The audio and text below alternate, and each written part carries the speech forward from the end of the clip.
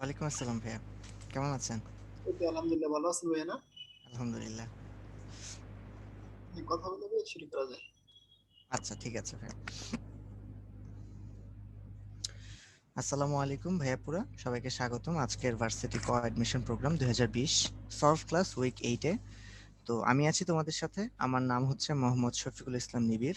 আমি পড়াশোনা করছি ঢাকা বিশ্ববিদ্যালয়ে জেনেটিক ইঞ্জিনিয়ারিং অ্যান্ড বায়োটেকনোলজি ডিপার্টমেন্টে। তো যথারীতি ভাইয়ের সাথে সবাই জয়েন করে ফেলছে ইতিমধ্যে, আশা করি। তো আজকে হচ্ছে ভাইয়া তোমাদের সাথে হাজির হয়েছি কেমিস্ট্রি এবং বায়োলজি পার্টটুকু নিয়ে। তো আমরা হচ্ছে কেমিস্ট্রিটা আগে দেখবো, তারপর হচ্ছে আমরা বায়োলজির আম, অংশটুকু হচ্ছে দেখবো। তো চলো আমরা শুরু করে দিই আমাদের আজকের সলভ ক্লাসটি। প্রথমে হচ্ছে ভাইয়া তোমাদেরকে কেমিস্ট্রির এমসিকিউ পার্টটুকু হচ্ছে আগে দেখিয়ে নিই, তারপর হচ্ছে আমরা রিটেন অংশটুকুর মধ্যে যাব। তো তোমরা জানো যে তোমাদের গত লেকচারে কিন্তু পরিমাণগত রসায়ন এই ব্যাপারটার উপরে কিন্তু ক্লাস হয়েছিল, ঠিক আছে? এবং এইখানে কিন্তু আমরা বিভিন্ন রকমের ম্যাথ হচ্ছে দেখেছিলাম, বিভিন্ন টাইপের ম্যাথ দেখেছিলাম। হ্যাঁ, তো এগুলো কিন্তু প্র্যাকটিস করতে হবে ভাই, ঠিক আছে? তো প্র্যাকটিস ছাড়া কিন্তু এই টাইপের ম্যাথগুলো হচ্ছে করা যাবে না। এবং ক্লাস হওয়ার সময় সব যাদের সাথে আমার ক্লাস হয়েছে তারা তো এই কথাটা বলি, আর যাদের সাথে ক্লাস নেওয়ার সুযোগ হয়নি আমার, তো তাদেরকেও বলে রাখছি ভাইয়া, যে ক্লাসে যখন কোনো একটা ম্যাথ করাই এই ম্যাথটা কিন্তু দেখতে অনেক ইজি লাগে, কিন্তু যখন হচ্ছে তোমাদের একটা অভিযোগ যে উদ্ভাসের প্রশ্নগুলো হচ্ছে কঠিন দেয়, কিন্তু কঠিন কিন্তু দেয় না ভাইয়া। কঠিন দেয় না এই কারণে, কারণ আমি যখন হচ্ছে এই ব্যাপারটা করাই তখন তুমি সহজে বুঝে যাও, কিন্তু তুমি বাসায় প্র্যাকটিস করো না। তো নিজের ব্রেনটাকে যদি না খাটাও তাহলে কিন্তু সব অঙ্কই কঠিন লাগবে। তো এটা হচ্ছে ভাই মাথায় রেখো, কারণ একটা ক্লাসে যখন আমরা কিছু একটা করাই তখন সেটা হচ্ছে খুব সহজ লাগে। তো এই জন্য বলবো, সলভ ক্লাসগুলোতে তো আমরা সলভ করিয়ে দিচ্ছি, কিন্তু প্র্যাকটিসটা কিন্তু এই সলভ ক্লাসের যে প্রশ্নগুলো এগুলোই তো আমাদের আলটিমেট আসলে সলিউশন না, আমাদের কিন্তু অনেক অনেক বেশি প্রশ্ন ব্যাংকের যে প্রশ্নগুলো ছিল সেগুলো হচ্ছে আমাদের কিন্তু সলভ করতে হবে। তো এই জন্য কিন্তু বেশি বেশি করে সলভ করবে, যাতে হচ্ছে নিজেকে ঝালাই করে নিতে পারো, যেখান থেকে যেভাবে করে এই প্রশ্ন আসুক না কেন সেটা যাতে সলভ করতে পারো। ওকে, তো চলো এমসিকিউ গুলো আমরা একটু দেখি। প্রথমে যেটা আছে আমাদের, যে একজন রোগীর রক্তে গ্লুকোজের পরিমাণ 90 মিলিগ্রাম পার ডেসিলিটার, এটাকে মিলিমোল পার লিটার এককে কনভার্ট করো। খুবই ইজি জিনিস ভাইয়া, দেখো কিভাবে আমি ভাঙা ভাঙা লিখতেছি ব্যাপারটাকে। এখানে গ্লুকোজের পরিমাণ এভাবে লেখার কারণটা কি, এটা হচ্ছে 90 মিলিগ্রাম আছে, যেটা হচ্ছে কত ডেসিলিটারের মধ্যে, 1 ডেসিলিটারের মধ্যে, তাই না? কারণ আমাদের এটা হচ্ছে দ্রবটুকু, আর নিচের এটা হচ্ছে আমাদের কি, দ্রবণটুকু। তাহলে দ্রব বাই দ্রবণ, 90 মিলিগ্রাম আছে 1 ডেসিলিটার দ্রবণের মধ্যে। এখন আমাদেরকে কি বলছে, মিলিমোল পার লিটারে হচ্ছে আমাদেরকে কনভার্ট করতে বলছে। ওকে, তাহলে দেখো তো আমরা এই কথাটা লিখতে পারি না ভাইয়া, যে আমরা মিলিগ্রাম থেকে আগে তাকে হচ্ছে এভাবে চিন্তা করি যে 90 × 10⁻³ দিয়ে গুণ করে দিলাম, তাহলে সেটা কিসে কনভার্ট হয়ে গেল, গ্রামে কনভার্ট হয়ে গেল। আর ডেসিলিটার থেকে যদি আমরা লিটারে যেতে চাই, তোমরা সবাই জানো যে মানে আমাদের 10 ডেসিলিটার কিন্তু আমাদের 1 লিটার, তাহলে 1 ডেসিলিটার কি হবে আমাদের ভাইয়া, 0.1 লিটার। এই যে আমরা 0.1 দ্বারা কি করে দেবো, এটাকে ভাগ করে দিচ্ছি, 0.1 আমাদের লিটার হয়ে গেল। ঠিক আছে, জাস্ট ডেসিলিটার থেকে আমরা কি করে ফেললাম এটাকে, আমরা জাস্ট এই লিটারে হচ্ছে কনভার্ট করে ফেললাম আর কি। ওকে, তাহলে এখন দেখো উপরে হচ্ছে আমাদের কি, আমাদের 90 × 10⁻³ গ্রাম ছিল। এখন আমরা সবাই জানি এই সূত্রটা, আবার কিন্তু জানি যে N = কি, W/M। মানে ভর থেকে যদি আমরা মোলে যেতে চাই তাহলে আণবিক ভর দিয়ে ভাগ করে দিতে হয়। তো দেখো তো, 90 × 10⁻³ কে আমি যদি, হ্যাঁ, 180 দ্বারা যদি ভাগ করে দিই তাহলে কিন্তু এটা কিসে চলে যাচ্ছে ভাইয়া, মোলে চলে যাচ্ছে। এখন কথা বলবা যে ভাই কেন 180 দ্বারা ভাগ করলেন, কারণ ভাই তোমরা খেয়াল করে দেখবে যে গ্লুকোজের আণবিক ভর হচ্ছে কত, 180। গ্লুকোজের সংকেত কোনটা, C6H12O6। তোমরা দেখবা বাসায় বসে বসে যে এটা হচ্ছে খাতায় লিখে নিতে পারো এখন, যে C6H12O6 হচ্ছে গ্লুকোজ, যার আণবিক ভর হচ্ছে কত, 180 আসে। তাহলে দেখো এখন আমরা যদি একটু কাটাকাটি করি তাহলে ব্যাপারটা দেখতে কেমন হচ্ছে, যে আমাদের 9 দিয়ে এটা কাটাকাটি করলে হচ্ছে আমাদের মানটা আসবে হচ্ছে এখান থেকে, খেয়াল করবা যে 90/180, 10⁻³ মোলকে আমরা এবার লিখতে পারি কত, মিলি মোল। কি করলাম ভাইয়া, জাস্ট কিছুই করি না, আমি মোল থেকে মিলি মোলে গেছি কিভাবে, ওই যে 10⁻³ মোলকে আমরা কি বলতে পারি, 1 মিলিমোল বলতে পারি না, ওই যে 1 মিলিমোল লিখলাম আর কি, আর কিছুই না, 0.1 লিটার। উপরে আমাদের মানটা কত আসবে, হাফ আসবে, মানে 0.5 এত মিলিমোল, মিলিমোল পার 0.1 লিটার। আর এটাকে যদি আমরা কাটাকাটি করি তাহলে আমাদের আসবে কত, 5 মিলিমোল, মিলিমোল পার লিটার। বাস শেষ, এই দেখো আমাদের অ্যান্সারটা চলে আসলো। তাহলে অ্যান্সারটা কি হবে, 5। দেখো হাতে হাতে কিন্তু করা যাচ্ছে সবগুলো, এবং আমি ভাঙা ভাঙা দেখালাম এই কারণে, কারণ এই জিনিসটা তোমাকে ক্যালকুলেশন করতে হবে খুবই দ্রুত ভাইয়া, খুবই দ্রুত। 2 নম্বরটা আসি, 2.65 গ্রাম সোডিয়াম কার্বনেট পানিতে দ্রবীভূত করে আয়তন 250 ml করা হলো, মোলারিটি কত হবে? একদম সরাসরি সূত্র ভাই, এস, হ্যাঁ, ক্যাপিটাল লেটার এম, সূত্রটা কি ছিল? 1000 into W divided by M into কত? ভি, মিলিলিটার এককে হবে। তাহলে এখানে মানগুলো আমরা যদি বসাই, উপর হচ্ছে 1000, ডাব্লিউর মানটা হচ্ছে 2.65, নিচে এম এর মানটা হচ্ছে কত? 106, আর ভি এর মানটা হচ্ছে কত? 250। কেন 106 বসাইছি? কারণ সোডিয়াম কার্বনেটের আণবিক ভর হচ্ছে, তুমি যদি দেখো Na2CO3, এটা আণবিক ভরটা হচ্ছে কত আসে ভাইয়া? 106 আসে। এটা ক্লাসেও কিন্তু দেখিয়েছি। তাহলে এখান থেকে যদি আমরা হিসাব করি, হিসাব করে দেখবো যে আমাদের মানটা আসবে 0.1 মোলার। ওকে, 3 নাম্বারটা আসি, যে আমাদের 1 ppm সমান কত ppb। খুবই কমন একটা প্রশ্ন, এটা হচ্ছে আমাদের কি 10 কিউব ppb। ওকে, এবং এটা মনে রাখবা যে 1 ppm এটা হচ্ছে আমাদের 10 কিউব ppb, বা বলা যায় এটাকে 10⁶ ppt। এই সবগুলো কিন্তু একই সম্পর্ক। নেক্সট প্রশ্নে আমরা আসি, নিচের কোনটি জারণ বিজারণ বিক্রিয়া নয়? তো দেখো প্রথমে এখানে দেখি কি জারণ বিক্রিয়া, দেখো এখানে পরমাণু ছিল 0, এখানে ক্লোরিনের জারণ মান হচ্ছে 0, এখানে পটাশিয়াম হয়ে গেছে +1, ক্লোরিন হয়ে গেছে -1। তার মানে কি এখানে পটাশিয়ামের জারণ হয়েছে, ক্লোরিনের বিজারণ হয়েছে, তার মানে এটা কি জারণ বিজারণ বিক্রিয়া। ঠিক আছে, এটা অ্যান্সার। পরেরটায় আসি, এখানে সিলভার হচ্ছে আমাদের কত ভাই? +1 ছিল। হ্যাঁ, নাইট্রেট পুরোটা হচ্ছে কত? আমাদের -1।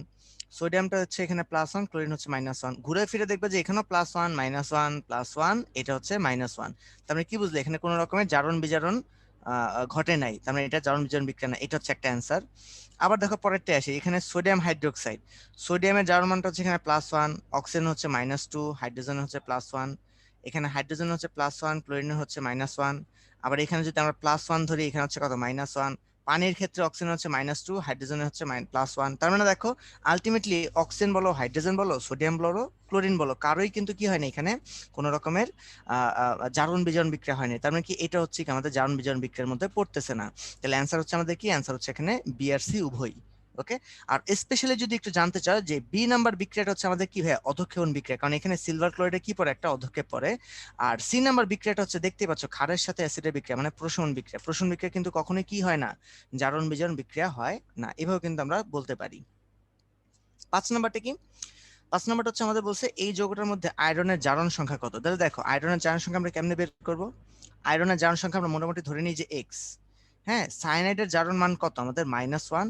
আর সোডিয়ামের জারণ মান কত ভাই? +1। তাহলে দেখো এখানে সোডিয়াম আছে কয়টা? 4টা। তাহলে লিখবো কত? 4 ইন্টু -1 প্লাস আয়রনের জারণ মান কত ধরছি? এক্স। কয়টা আছে? একটা আছে, এক্স ইন্টু 1 প্লাস এখানে সায়ানাইড আছে আমাদের কয়টা? একটা। তাহলে -1 ইন্টু কত আছে? 6টা কিন্তু আছে। দেখছো সায়ানাইড কয়টা? 6টা। তাহলে -1 ইন্টু 6। এবং আমরা জানি কোন একটা যৌগের টোটাল জারণ মানটা হচ্ছে কত ভাই? 0। তাহলে যে আমরা 0 বসাই দিলাম, এখান থেকে ক্যালকুলেশন করলে আমাদের মানটা চলে আসবে পরবর্তীতে +2। তাহলে জারণ মানটা হচ্ছে +2। 6 নম্বরে আসি, যে আমাদের 0.3 মোলার ফসফরিক অ্যাসিডের ঘনমাত্রা নরমালিটিতে কত হবে? তাহলে এখানে যদি আমরা একটু খেয়াল করে দেখি যে নরমালিটিতে সূত্রটা কি ছিল? n = s * e। তাহলে এখানে দেখো যে নরমালিটিতে যেহেতু আমাদের জানতে চাইছে, মোলারিটিটা দেওয়া আছে 0.3 মোলার, তাহলে আমরা ওইটাই বসাই এখানে, যে মোলারিটির মানটা হচ্ছে 0.3। আর আমাদের লাগবে কি এখানে তুল্য সংখ্যা। তুল্য সংখ্যা কোনটাকে আমরা বলি? H3PO4, মানে ফসফরিক অ্যাসিড। ফসফরিক অ্যাসিড কিন্তু হচ্ছে জলীয় দ্রবণে 3টা প্রোটন দান করতে পারে। আর আমরা জানি অ্যাসিডের তুল্য সংখ্যা হচ্ছে সে যতগুলো প্রোটন হচ্ছে এখানে দান করতে পারে, দ্যাট মিন্স তার তুল্য সংখ্যা হচ্ছে এখানে 3। তাহলে 3 দ্বারা যদি গুণ করে দিই তাহলে ভ্যালুটা আসবে কত? 0.9। তার মানে 0.3 মোলার ফসফরিক অ্যাসিড যা কথা, 0.9 মোলার ফসফরিক অ্যাসিডও একই কথা। তাহলে আমরা নরমালিটি অ্যান্সারটা বের করে ফেললাম।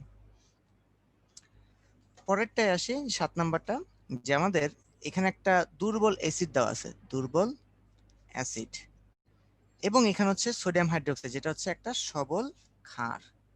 এবং তোমরা যে চার্টটা হচ্ছে তোমাদেরকে দেওয়া হয়েছিল যে দুর্বল অ্যাসিড এবং সবল ক্ষারের জন্য টাইট্রেশনে হচ্ছে আমরা কোন উপযুক্ত নির্দেশকটা ব্যবহার করি? সেটা হচ্ছে ফেনফথেলিন। কোনটা ইউজ করি ভাই? ফেনফথেলিন। আর মিথাইল অরেঞ্জ, মিথাইল রেড, এটা ইউজ করা হয় কোথায়? এটা ইউজ করা হয় যখন হচ্ছে আমাদের সবল অ্যাসিড ও দুর্বল ক্ষার থাকে, তখন হচ্ছে আমরা এই যে মিথাইল অরেঞ্জ অথবা মিথাইল রেড, এটা হচ্ছে আমরা ব্যবহার করতে পারি। আর তোমরা সবাই জানো যে সবল অ্যাসিড ও সবল ক্ষার যদি আমাদের প্রশমন বিক্রিয়াটা করে, তখন সেক্ষেত্রে কিন্তু যে কোনো নির্দেশক কিন্তু আমাদের ব্যবহার করা যায়, যে কোনো নির্দেশক হচ্ছে সেখানে ব্যবহার করা যায়। 8 নাম্বারটায় আসি, যে বিক্রিয়াটা কি, দেখো বিক্রিয়াটিতে কি হচ্ছে, ক্লোরিনের জারণ মানটা ছিল 0, পরবর্তীতে সেটা কি হয়ে গেছে, সোডিয়াম ক্লোরাইডে কনভার্ট হয়েছে এবং সোডিয়াম ক্লোরেটে কনভার্ট হয়ে গেছে।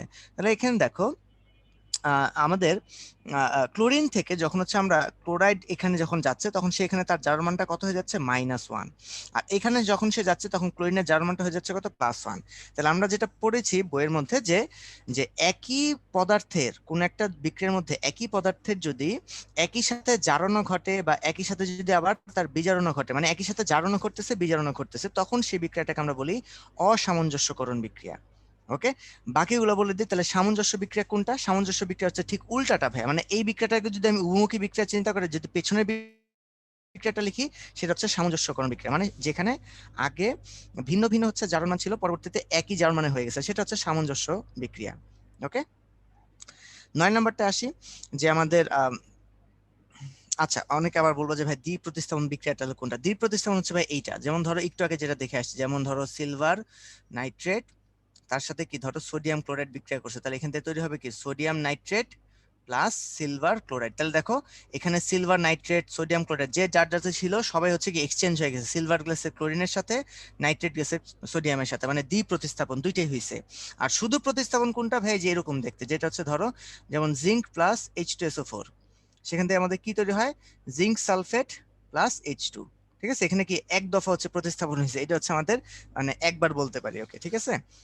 আচ্ছা, 9 নাম্বারটা কি, 6.9 গ্রাম পটাশিয়াম কার্বনেট পানিতে দ্রবীভূত করে 250 ml করা হলো, দ্রবণের মোলারিটি কত, ওই যে ভাই একই সূত্র, SM সমান সমান কি 1000 ইন্টু ডাব্লু, তাহলে ডাব্লু মানটা কি ভর, কত গ্রাম আছে ভাই 6.9, এই যে 6.9 ডিভাইড বাই এম, এম এর মানটা কত হবে, পটাশিয়াম কার্বনেট তাই না, K2CO3, তাহলে কত হবে ভাই এটা, এটা যদি একটু খেয়াল করে দেখো 39 × 2 প্লাস 12 প্লাস 3 × 16, এই সবগুলো দেখবে যে যোগ করলে আসবে কত 138, তাহলে যে তাদের আণবিক ভরটা বসাই দিলাম 138 ইন্টু কত কত এমএল বানানো হয়েছিল 250 ml, এই যে 250 ml, পরে হাতে হাতে ক্যালকুলেশন করে দেখবা যে কাটাকাটি যাবে, তো কাটাকাটি কি দেখাতে হবে, কাটাকাটি হচ্ছে এখান থেকে এখানে দেখো 4, 4 দিয়ে হচ্ছে আমাদের এটাকে গুণ করবা, মানে কত আসে দেখো 6.9, অনেকের হচ্ছে কনফিউশন থাকে ভাই, হাতে হাতে ক্যালকুলেশন দেখো করাই দিচ্ছি।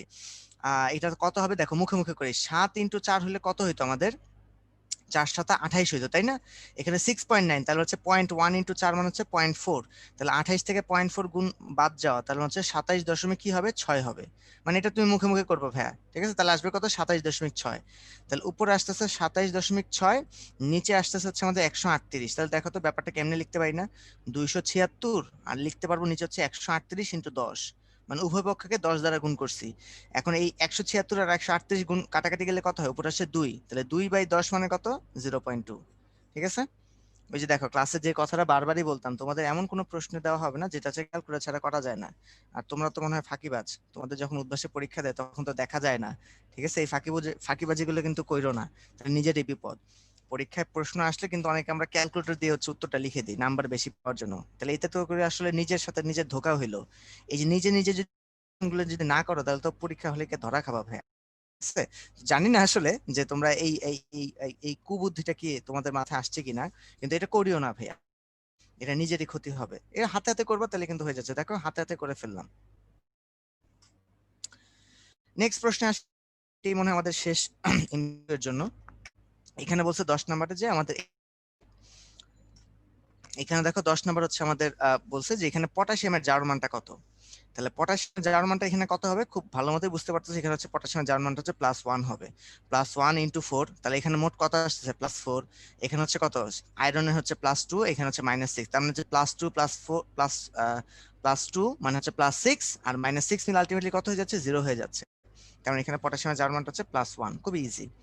তারপর দেখো এখানে কি সবল অ্যাসিড আর দুর্বল ক্ষার, অলরেডি তোমাদেরকে বলে দিচ্ছি যে সবল অ্যাসিড আর দুর্বল ক্ষারের জন্য হচ্ছে কি মিথাইল অরেঞ্জ অথবা মিথাইল রেড দুইটাই ইউজ করা যায়, তাহলে অ্যান্সারটা হচ্ছে এ আর বি উভয়ই। ফেনফথ্যালিন ইউজ করা কোন সময়, যদি আমাদের দুর্বল অ্যাসিড, আমি লিখে দিচ্ছি আবার, দুর্বল অ্যাসিড আর সবল ক্ষারের প্রশমন বিক্রিয়া হচ্ছে নির্দেশক হিসেবে ফেনফথ্যালিন ইউজ করা হয়। আচ্ছা, এবার হচ্ছে আমরা আমাদের রিটেন অংশটায় চলে আসি। রিটেনে দেখো প্রথমে লেখা আছে বিয়ারের সূত্রটি বিবৃতি করো, এটা আমি আর লিখবো না ভাইয়া, এটা হচ্ছে নিজেরা হচ্ছে বই থেকে দেখে নিও, যে বিয়ার ল্যাম্বার্টের শুধুমাত্র বিয়ারের সূত্রটা হচ্ছে লিখবা, আমি হচ্ছে বি নাম্বারটা তোমাদেরকে করাই দিচ্ছি। ওকে, বি নাম্বারে বলছে যে 10 ml আয়তনের পারক্সাইড নমুনাকে সম্পূর্ণরূপে টাইট্রেট করতে সম আয়তনের, দেখো সম আয়তন মানে কি, এখানেও কি 10 ml লাগছে, সম আয়তনের 0.2 মোলার অ্যাসিডীয় পটাশিয়াম পারম্যাঙ্গানেট প্রয়োজন হলে পারক্সাইডের ঘনমাত্রা কত। তাহলে এখানে তোমাকে ভাই যেটা জানতে হবে, আমরা এই সূত্রটা শিখে আসছিলাম না, যে আমাদের তুল্য সংখ্যা অফ জারক ইন্টু মোল সংখ্যা অফ জারক ইকুয়ালস টু কি হবে, তুল্য সংখ্যা অফ বিজারক ইন্টু মোল সংখ্যা অফ বিজারক। ওকে, এটা ছিল আমাদের, তাই না? তাহলে আমাদের এখানে জানতে হবে জারক কোনটা। জারক হচ্ছে, আমরা খুব ইজিলি বুঝতে পারতেছি, এখানে জারকটা হচ্ছে আমাদের পটাশিয়াম পারম্যাঙ্গানেট, যেটা হচ্ছে অম্লীয় মাধ্যমে যদি +7-এ থাকে, সে অম্লীয় মাধ্যমে 5টা ইলেকট্রন সে গ্রহণ করে সে ম্যাঙ্গানিজ 2+ সে কনভার্ট হয়ে যায়। দ্যাট মিনস তার তুল্য সংখ্যাটা হচ্ছে আমাদের কত ভাইয়া, 5। অন্যদিকে আসি, যদি বিজারকের কথা যদি বলি, বিজারক এখানে কে, বিজারক হচ্ছে আমাদের এখানে পারক্সাইড H2O2। ওকে, এই পারক্সাইড কি করে ভাইয়া, সে হচ্ছে জলীয় দ্রবণে 2টা ইলেকট্রন সে ছেড়ে দেয়, 2টা ইলেকট্রন ছেড়ে দিয়ে সে হচ্ছে অক্সিজেনে পরিণত হয়ে যায়, আর সে 2টা প্রোটন হচ্ছে সে তৈরি করে। তাহলে এইখানে আমরা যেটা বুঝতে পারতেছি, এর ক্ষেত্রে তার তুল্য সংখ্যা হচ্ছে কত, 2। এই যে ভাইয়া, এই যে কিভাবে বুঝবো যে 5টা ইলেকট্রন সে নেয়, আরেকজন হচ্ছে 2টা ইলেকট্রন ছাড়ে, এই ব্যাপারটার জন্য কিন্তু তোমাদের বই একটা চার্ট আছে, বিশাল বড় চার্ট। হ্যাঁ, সেই চার্টটা কি করতে হবে, কষ্ট করে একটু মুখস্থ করতে হবে, কিছু করার নেই। যদি এটা মনে না থাকে তাহলে কিন্তু তুমি বুঝতে পারবে না যে যে কোনটা আসলে কতটুকু ইলেকট্রন গ্রহণ করে, কোনটা কয়টা ইলেকট্রন ছাড়ে, এটা কিন্তু বুঝতে পারবে না ভাইয়া, যেটা ভাইয়া এইভাবে করে বুঝলাম। ওকে, তাহলে দেখো আমরা কিন্তু মানগুলো এখন বসাই দেব। ই অফ জারক, জারকের ক্ষেত্রে ই এর মানটা কত আসছে, 5। এই যে 5 ইনটু এন অফ জারক, এন অফ জারক মানে কি, তার কি দেওয়া আছে, ঘনমাত্রা দেওয়া আছে, আর তার আয়তন দেওয়া আছে। ভাইয়া খেয়াল করে দেখছো কি, তাহলে আমরা কি জানি, ঘনমাত্রা আর আয়তন দেওয়া থাকলে কোন সূত্র আমরা অ্যাপ্লাই করি, এস ইন্টু ভি। তার মানে এখানে এসটা হচ্ছে 0.2, আর ভি এর মানটা হচ্ছে 10 ml, মানে 10কে 1000 দ্বারা ভাগ করে দিলাম। তাহলে এই যে দেখো এস ইন্টু ভি, হ্যাঁ, N equals to S into V, এই সূত্রটা কিন্তু আমরা অ্যাপ্লাই করছি, ভি এল মানে আয়তনটা লিটার এককে থাকবে। পরের ক্ষেত্রে আসি, বিজারকের ক্ষেত্রে, বিজারকের ক্ষেত্রে তুল্য সংখ্যা কত, 2। এই যে লিখলাম 2 ইনটু তার কি লাগবে, আমাদের ঘনমাত্রা লাগবে, তাহলে ঘনমাত্রাকে ধরলাম এস, আর তার এখানে কত এমএল আছে, 10 ml, তাহলে 10 ml মানে কত, 10/1000, ওই যে এস ইন্টু ভি লিখলাম। তাহলে দেখো তো এইটা এটা পুরোপুরি কাটাকাটি যায়, সুতরাং এস এর মানটা কত আসবে, 5 ইন্টু 0.2 ডিভাইডেড বাই 2। তাহলে আমাদের মানটা কত আসবে, 5 ইন্টু 2 মান হচ্ছে 1, 1/2 মান হচ্ছে কত ভাইয়া, হাফ, 0.5। তাহলে অ্যান্সারটা হচ্ছে 0.5 মোলার। দেখছো ক্যালকুলেটর লাগে না, কিন্তু হাতে হাতে করা যাচ্ছে। নেক্সট প্রশ্নে আমরা চলে আসি, বলছে নিম্নোক্ত জারণ বিজারণ বিক্রিয়া জারক বিজারক চিহ্নিত করো। কিভাবে চিহ্নিত করবা, খুব ইজি, H2O2 প্লাস HNO2, ঠিক আছে, সেখান থেকে কি তৈরি হচ্ছে, H2O প্লাস HNO3, খুবই ইজি। দেখো এখন থেকে এইভাবে করে চিন্তা করলে কিন্তু হয়ে যাচ্ছে। আরেকটা হচ্ছে zinc oxide plus carbon monoxide, সেখান থেকে তৈরি হচ্ছে জিঙ্ক প্লাস কার্বন ডাইঅক্সাইড। তোমার কাজ হচ্ছে কি ভাইয়া, তোমার কাজ হচ্ছে এখান থেকে জারণ মানগুলো বের করা। এখানে অক্সিজেনের জারণ মানটা হচ্ছে -1, সবাই জানো যে পারক্সাইডের ক্ষেত্রে মানটা কত থাকে, -1। এখানে নাইট্রোজেনের জারণ মানটা হচ্ছে ভাই কত, +3। আর এখানে পানির মধ্যে অক্সিজেনের জারণ মানটা কত হয়ে গেছে, -2, আর নাইট্রোজেনের জারণ মানটা হয়ে গেছে +5। তাহলে দেখো এখানে অক্সিজেনেরটা কি হয়েছে, -1 থেকে -2, মানে কি আরো কমছে, আর এখানে +3 থেকে কি হয়েছে, +5 হয়েছে, মানে কি বৃদ্ধি পাইছে। ওকে, আচ্ছা, তারপরে জিঙ্কের ক্ষেত্রে আসে, জিঙ্কের হচ্ছে এখানে কি ছিল, জিঙ্কের জারণ মানটা ছিল +2, এখানে হয়ে গেছে কত, 0। কার্বনের জারণ মান ছিল এখানে কত, +2, হয়ে গেছে কত, এখানে +4। তার মানে কার্বনের জারণ মান ছিল আগে +2, হয়ে গেছে +4, আর জিঙ্কের জারণ মান ছিল +2, সেখান থেকে কমে গেছে হচ্ছে 0। আর তোমরা হচ্ছে ক্লাসের মধ্যে কিন্তু এটা ভালো মতো হচ্ছে তোমরা সবাই জেনে গেছো যে জারণ মানে কি ভাইয়া, দুইটা কথা, হয় ইলেকট্রন ছাড়ন আমরা বলি, জারণ মানে ইলেকট্রন ছাড়ন, অথবা জারণ মান বৃদ্ধি, দুইটা দিয়ে কিন্তু আমরা বুঝি জারণ মানে জারণ মান বৃদ্ধি। আর বিজারণ মানে কি ভাইয়া, বিজারণ মানে হচ্ছে ইলেকট্রন গ্রহণ, অথবা আমরা বলতে পারি কি জারণ মান হ্রাস পাওয়া। ওকে, তাহলে এখানে আমরা দেখি যে খেয়াল করে যে আমাদের জারণ মান যেহেতু হচ্ছে আমাদের এখানে এখানে যেহেতু দেখো -1 থেকে কি হচ্ছে -2 হচ্ছে, মানে কি কমে যাচ্ছে, কমে যাওয়া মানে কি এখানে বিজারণ হচ্ছে, এটা হচ্ছে বিজারণ। আর এখানে +3 থেকে কি হচ্ছে, +5 হচ্ছে, তার মানে এখানে কি হচ্ছে, জারণ। ওকে, আর পরবর্তীতে এখানে দেখো +2 থেকে কি হচ্ছে, 0 হচ্ছে, তার মানে এখানে কি কমে যাচ্ছে, তাহলে এটা হচ্ছে বিজারণ। আর এখানে জারণ মানে কি হচ্ছে, +2 থেকে +4 হচ্ছে, মানে আরো বেশি বৃদ্ধি পাচ্ছে, তাহলে এটা হচ্ছে জারণ। এখন হচ্ছে আমরা নিজেরা কি জানি যে আমাদের বলছে কি জারক বিজারক চিহ্নিত করতে। তাহলে এখানে জারক বিজারক কোনটা হবে? আমরা জানি যে কি জারক অন্যকে জারিত করে কিন্তু নিজে বিজারিত হয়। তাহলে এখানে বিজারিত হয়েছে কে? দেখো তো, পারক্সাইড, তার মানে H2O2, এটা হচ্ছে আমাদের কি জারক। কারণ জারক নিজে বিজারিত হয়, অন্যকে জারিত করে। আর এখানে জারিত হয়েছে কে? HNO2। তাহলে HNO2 নিজে কি হবে আমাদের এখানে? বিজারক। এই যে পেয়ে গেলাম। পরবর্তীতে এখানে দেখি এখানে বিজারণ ঘটতেছে কার? জিঙ্ক অক্সাইডের না? তাহলে জিঙ্ক অক্সাইডটা হচ্ছে কি আমাদের এখানে জারক। আর কার্বন মনোক্সাইড যেটা এখানে আছে, কার্বন মনোক্সাইড, সেটা হচ্ছে আমাদের কি বিজারক। ওকে, তাহলে দেখো আমরা খুব ইজিলি কিন্তু এখান থেকে আইডেন্টিফাই করতে পারলাম যে জারক বিজারকের ক্ষেত্রে যে জারক কিন্তু অন্যকে জারিত করে, নিজে বিজারিত হয়। দ্যাটস ওয়াই যে বিজারিত হচ্ছে সে কিন্তু কি হবে আমাদের জারক। তাহলে যেহেতু পারক্সাইড বিজারিত হচ্ছে, দ্যাটস ওয়াই ও হচ্ছে জারক। আর এখানে যেহেতু জিঙ্ক অক্সাইড বিজারিত হচ্ছে, তাহলে এই জন্য ও হচ্ছে এখানে জারক। এখানে প্রশ্নটা বলছে যে নিম্নোক্ত বিক্রিয়াগুলোকে হচ্ছে অর্ধ বিক্রিয়া আকারে হচ্ছে প্রকাশ করতে বলছে। তাহলে 1 নাম্বার বিক্রিয়াটা আমি একটু লিখি। এখানে দুইটা আয়োডাইড আছে। দুইটা আয়োডাইড হচ্ছে ক্লোরিনের সাথে বিক্রিয়া করে আমাদের আয়োডিন আর ক্লোরিন হচ্ছে তৈরি করতেছে। ওকে, তাহলে এখানে হচ্ছে আমাদের খেয়াল করে দেখো তো, এখানে আয়োডিনটা কিসে পরিণত হয়েছে? আয়োডাইডে পরিণত, মানে আয়োডিনে পরিণত হয়েছে। আর ক্লোরিনটা এখানে ক্লোরাইডে পরিণত হয়েছে। তাহলে দেখো আমরা যেটা বলবো যে 2 আয়োডিন মাইনাস, আগে হচ্ছে মানে রাফ করে নি একটা এক্সাক্ট, যে দুইটা আয়োডাইড থেকে হচ্ছে এখানে আয়োডিন হচ্ছে, আর এখানে ক্লোরিন থেকে 2Cl- হচ্ছে। ওকে, তাহলে আমরা কিভাবে বুঝবো যে কোনটা জারণ বিক্রিয়া কোনটা বিজারণ বিক্রিয়া? তাহলে দেখো এখানে আয়োডিনের জারণ মানটা ছিল আগে কত? -1, হয়ে গেছে কত? 0। তাহলে এখানে কি -1 থেকে 0 মানে কি বৃদ্ধি পাইছে? বৃদ্ধি পানো মানে কি জারণ বিক্রিয়া। আবার দেখো ক্লোরিন থেকে কি হয়েছে? ক্লোরাইড হচ্ছে, মানে ক্লোরিন আর জারণ মানটা ছিল 0, হয়ে যাচ্ছে কত? -1, মানে এখানে জারণ মান হ্রাস পাচ্ছে, তার মানে এটা হচ্ছে বিজারণ। ওকে, তাহলে দেখো আমরা এখন বিক্রিয়াটা লিখে ফেলতে পারি ইজিলি, যে আমাদের জারণ বিক্রিয়াটা কেমন হবে দেখতে। জারণ বিক্রিয়াটা আমি জারণ অর্ধ বিক্রিয়াটা আর কি বুঝাচ্ছি। তাহলে সেটা হবে দুইটা আয়োডিন মাইনাস, সে কি করতেছে আমাদের আয়োডিনে পরিণত হয়ে যাচ্ছে কি করে? দুইটা ইলেকট্রন সে ছেড়ে দিয়ে। তাহলে দেখো জারণ মানে ইলেকট্রন ছাড়ন, এই যে দেখো ইলেকট্রন কিন্তু সে ছেড়ে দিচ্ছে। আর অন্যদিকে বিজারণের ক্ষেত্রে আসি। বিজারণ মানে কি? আমাদের ইলেকট্রন গ্রহণ কি হচ্ছে? ওই যে ক্লোরিন আছে না, ক্লোরিন হচ্ছে দুইটা ইলেকট্রন গ্রহণ করে সে কিসে কনভার্ট হয়ে যাচ্ছে? 2Cl- এ কনভার্ট হয়ে যাচ্ছে। এই যে সিম্পলি আমরা করে ফেলতে পারলাম যে এখানে জারণ আর বিজারণ কি কি হচ্ছে। পরেরটায় আসি আমরা, 2 নাম্বারটায়। 2 নাম্বারটা আমাদের বলা হয়েছে যে এখানে ফেরাস সালফেট, এখানে ফেরাস সালফেট দেখো কি ছিল? +2 ছিল জারণ মান, সে কিসে কনভার্ট হয়ে যাচ্ছে? আমাদের ফেরিকে কনভার্ট হচ্ছে, মানে +3 কনভার্ট হয়ে যাচ্ছে। তার মানে এখানে আয়রনের কি হচ্ছে? আমাদের জারণ ঘটতেছে।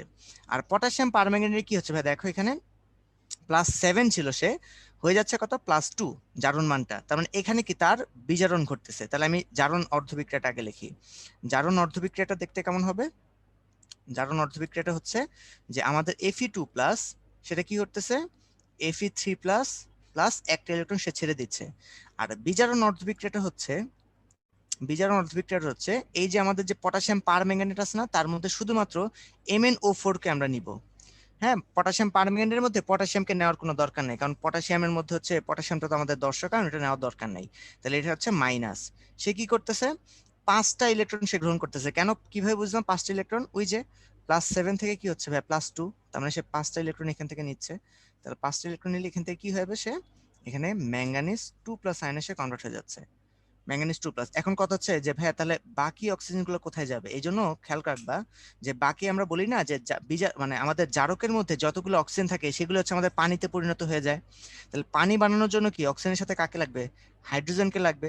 যেহেতু হচ্ছে এখানে অক্সিজেন হচ্ছে আমাদের 4টা আছে, তাহলে হাইড্রোজেন কয়টা লাগবে? 8টা লাগবে। এই জন্য 8টা প্রোটন আমি এখানে নিয়ে আসি। 8টা প্রোটন নিয়ে আসলে আমাদের কি হবে? এখানে 4 মোল পানি তৈরি হবে। এই, তাহলে ম্যাঙ্গানিজ 2+ প্লাস 4 মোল পানি, এটাই হচ্ছে আমাদের কি হবে? এখানে অর্ধ বিক্রিয়া হবে।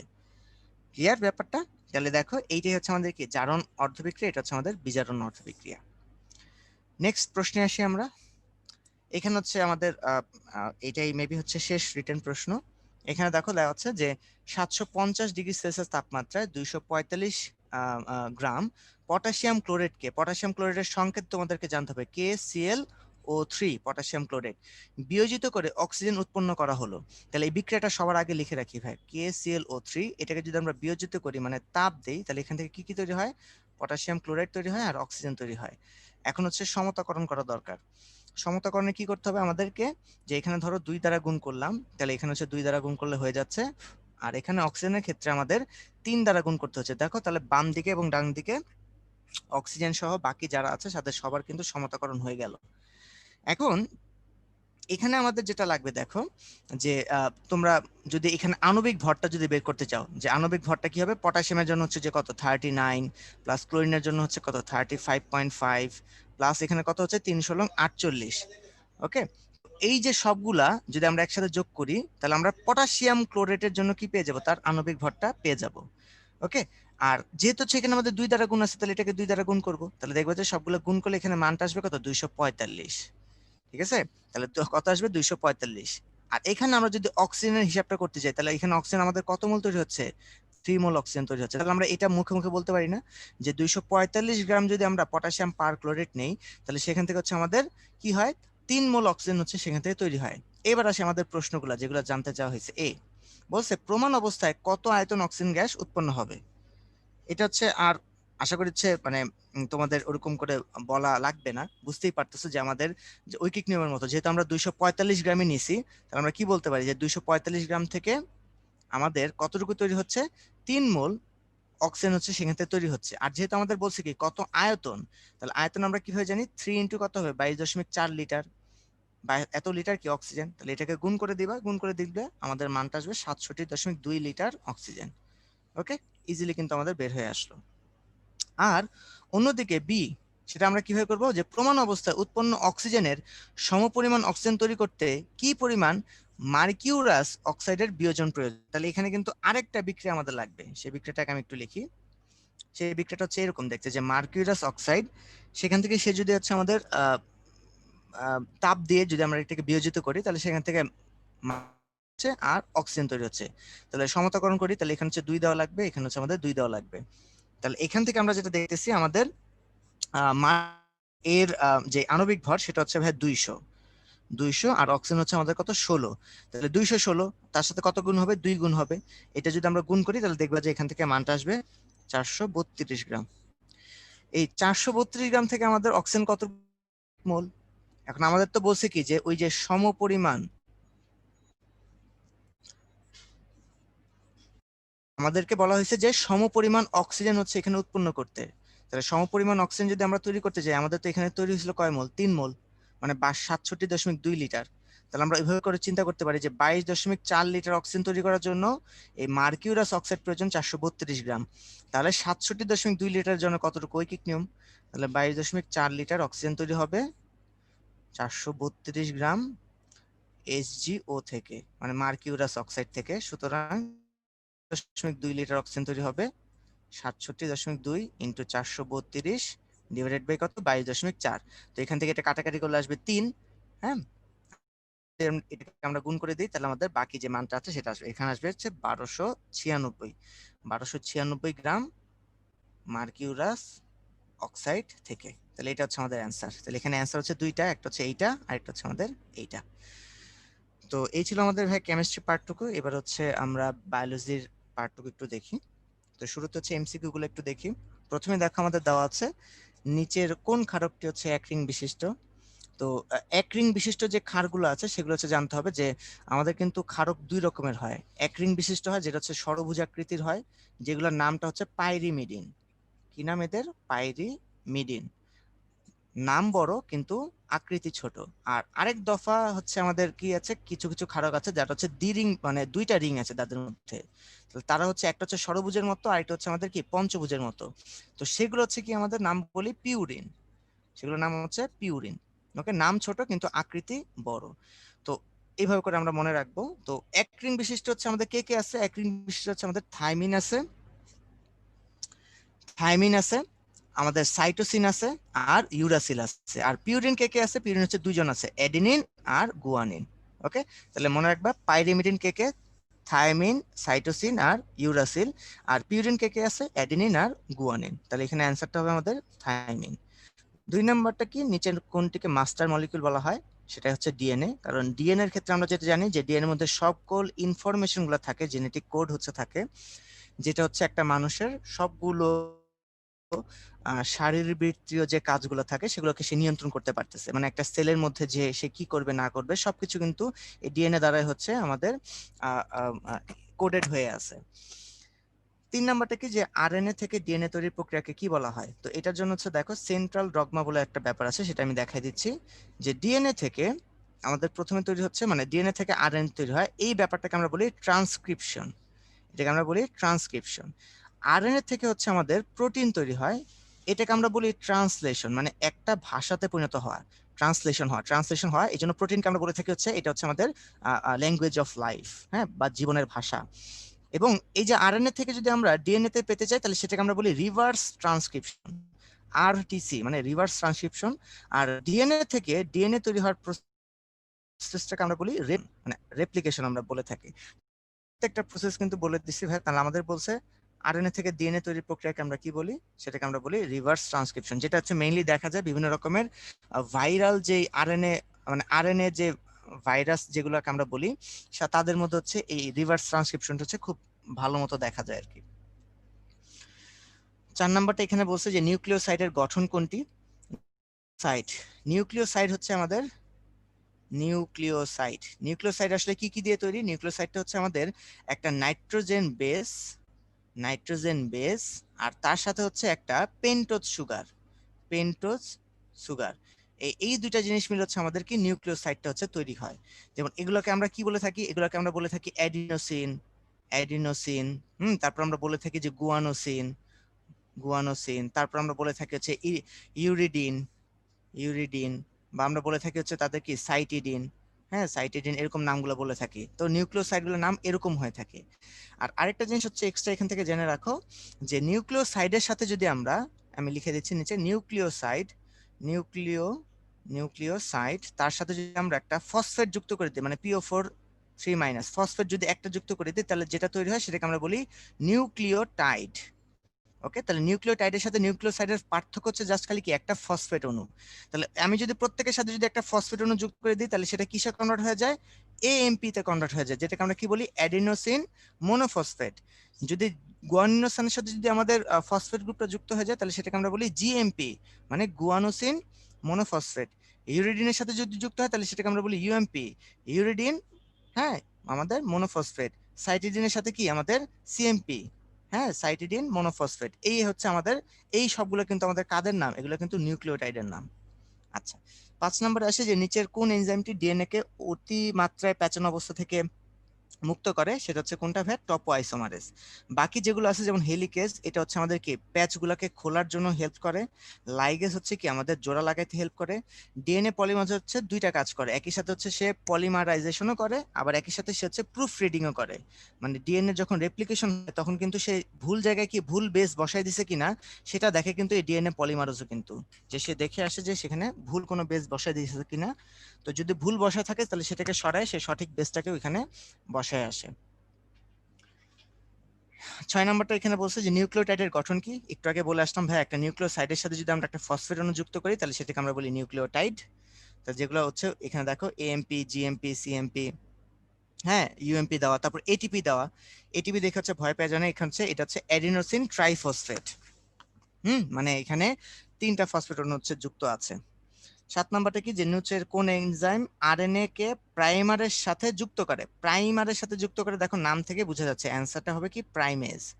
হ্যাঁ, বাকিগুলো যেগুলো আছে সেগুলো কিন্তু অলরেডি তোমাদেরকে বলে দিছি এক দফা, যে লাইগেজের কাজ কি, হেলিগেজের কাজ কি এবং পলিমারেজের কাজ কি। আচ্ছা, তো এবার হচ্ছে আমরা কিছু রিটেন প্রশ্ন যেগুলো আছে সেগুলো হচ্ছে দেখে আসি। প্রথমে দেওয়া আছে যে আমাদের নিউক্লিক অ্যাসিড করে কে? এটা হচ্ছে একদম জ্ঞানমূলক, যদি না জানো তাহলে হচ্ছে জেনে রাখো, সেটা হচ্ছে বিজ্ঞানী অল্টম্যান হচ্ছে আমাদের, হচ্ছে গিয়ে এই নিউক্লিক অ্যাসিড গুলো যেগুলো আছে সেগুলো হচ্ছে নাম ডিএনএ এবং আরএনএ। আর পিউরিন বেস দুটি নাম কি? অলরেডি কিন্তু পড়ায় আসছে। পিউরিন বেস দুটির নাম কি? একটা হচ্ছে আমাদের অ্যাডেনিন আর একটা হচ্ছে আমাদের গুয়ানিন।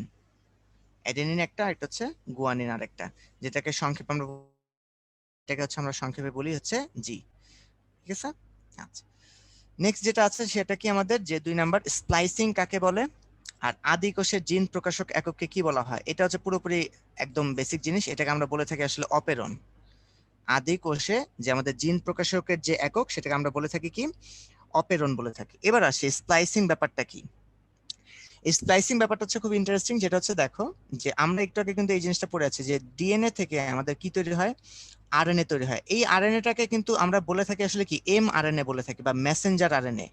মেসেঞ্জার বলে থাকি এই জন্য, মেসেঞ্জার মানে কি যে হচ্ছে বার্তা বাহক বা কি একটা বার্তা বহন করে আছে যে, হ্যাঁ। তো ডিএনএর যে ইনফরমেশন যেটা আছে সেটা হচ্ছে এখন কার মধ্যে আছে, এই মেসেঞ্জার আরএনএ এর মধ্যে হচ্ছে আছে।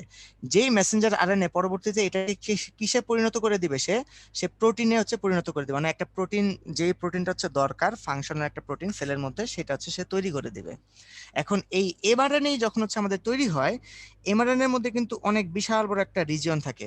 মানে এটা যদি আমাদের এমআরএনএ হয় তাহলে এটার হচ্ছে আমাদের কিছু কিছু জায়গা থাকে হচ্ছে ইন্ট্রন, কিছু কিছু জায়গা থাকে এক্সন। এই যে ধরলাম এটা হচ্ছে আমাদের একটা ইন্ট্রন, আর এই জায়গাটা হচ্ছে ধরলাম হচ্ছে এক্সন। তো এরকম ইন্ট্রন এক্সন করে ব্যাপারগুলো থাকে।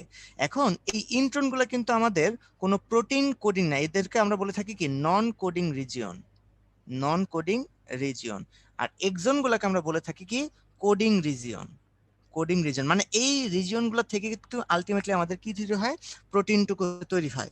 তাহলে এখানে এই যে পরবর্তীতে এমন একটা স্টেপ আছে যে স্টেপটাকে আমরা কি বলি স্প্লাইসিং। মানে স্প্লাইসিং করার মাধ্যমে কি হয়, এই যে এই এতটুকু অংশ ইন্ট্রনের এতটুকু অংশ এগুলো হচ্ছে আমাদের কি হয়ে যায়, কেটে যেয়ে তারপর হচ্ছে এমন একটা সুন্দর হচ্ছে অংশ তৈরি হয় যেখানে হচ্ছে শুধুমাত্র কে থাকে, E1 E2 E3 এইগুলো থাকে। মানে সব ধরনের যতগুলো এক্সন আছে সবগুলো এক্সন হচ্ছে থাকে, মাঝখানে যে যে গ্যাপগুলোতে যে আমাদের ইন্ট্রন গুলো ছিল সেই ইন্ট্রন গুলো হচ্ছে এখান থেকে সরে যায়। ওই প্রসেসটাকে আমরা বলে থাকি স্প্লাইসিং প্রসেস। খুবই ইম্পর্টেন্ট এই ব্যাপারটা, কারণ এক একটা সেলের মধ্যে এক এক রকম হয়।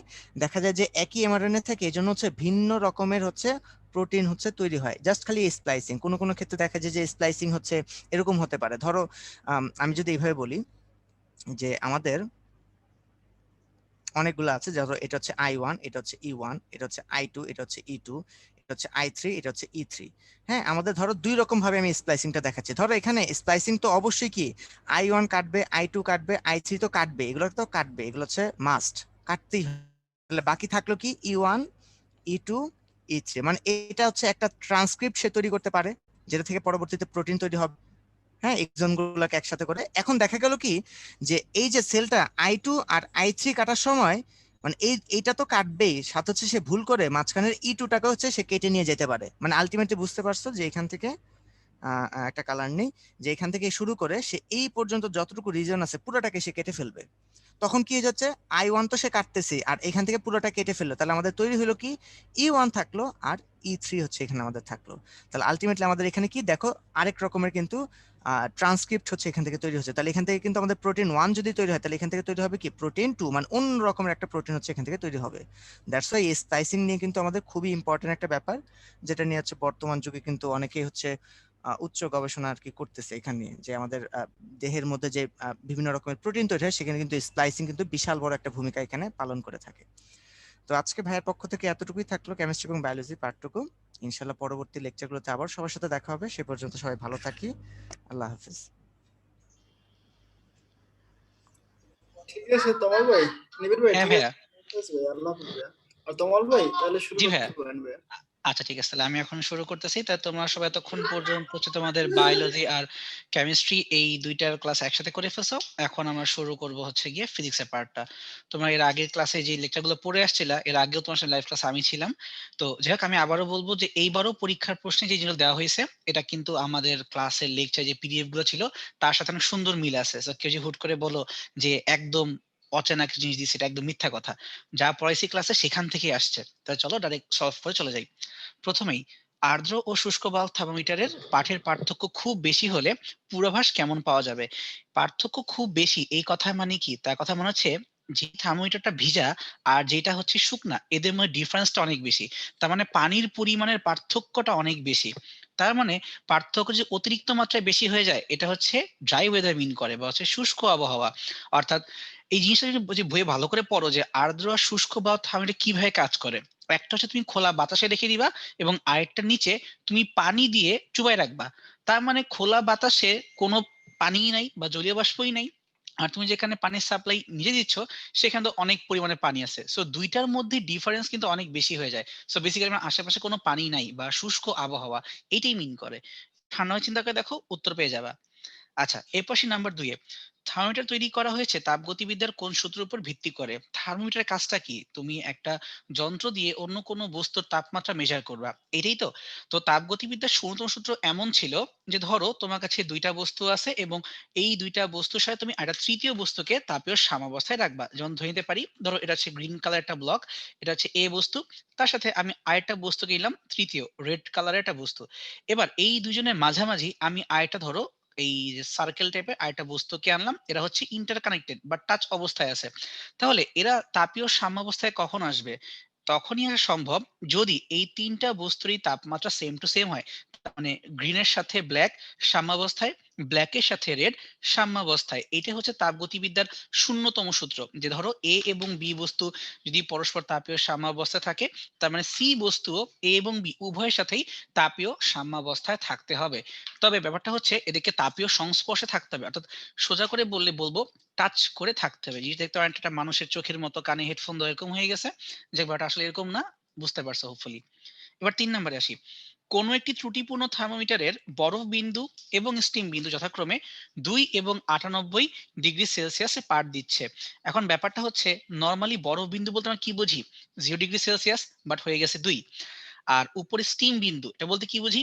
১০০ ডিগ্রি সেলসিয়াস, বাট দিয়ে রাখছে 98 ডিগ্রি সেলসিয়াস, তার মানে একটু কম বেশি হয়ে গেছে। এবার প্রবলেমটা হচ্ছে এটি ১১৩ ডিগ্রি ফারেনহাইট তাপমাত্রা, এই জায়গাটা ভুল করে বসো না। খেয়াল করে দেখো, ১১৩ ডিগ্রি ফারেনহাইট, ডিগ্রি সেলসিয়াস কিন্তু বলে নাই।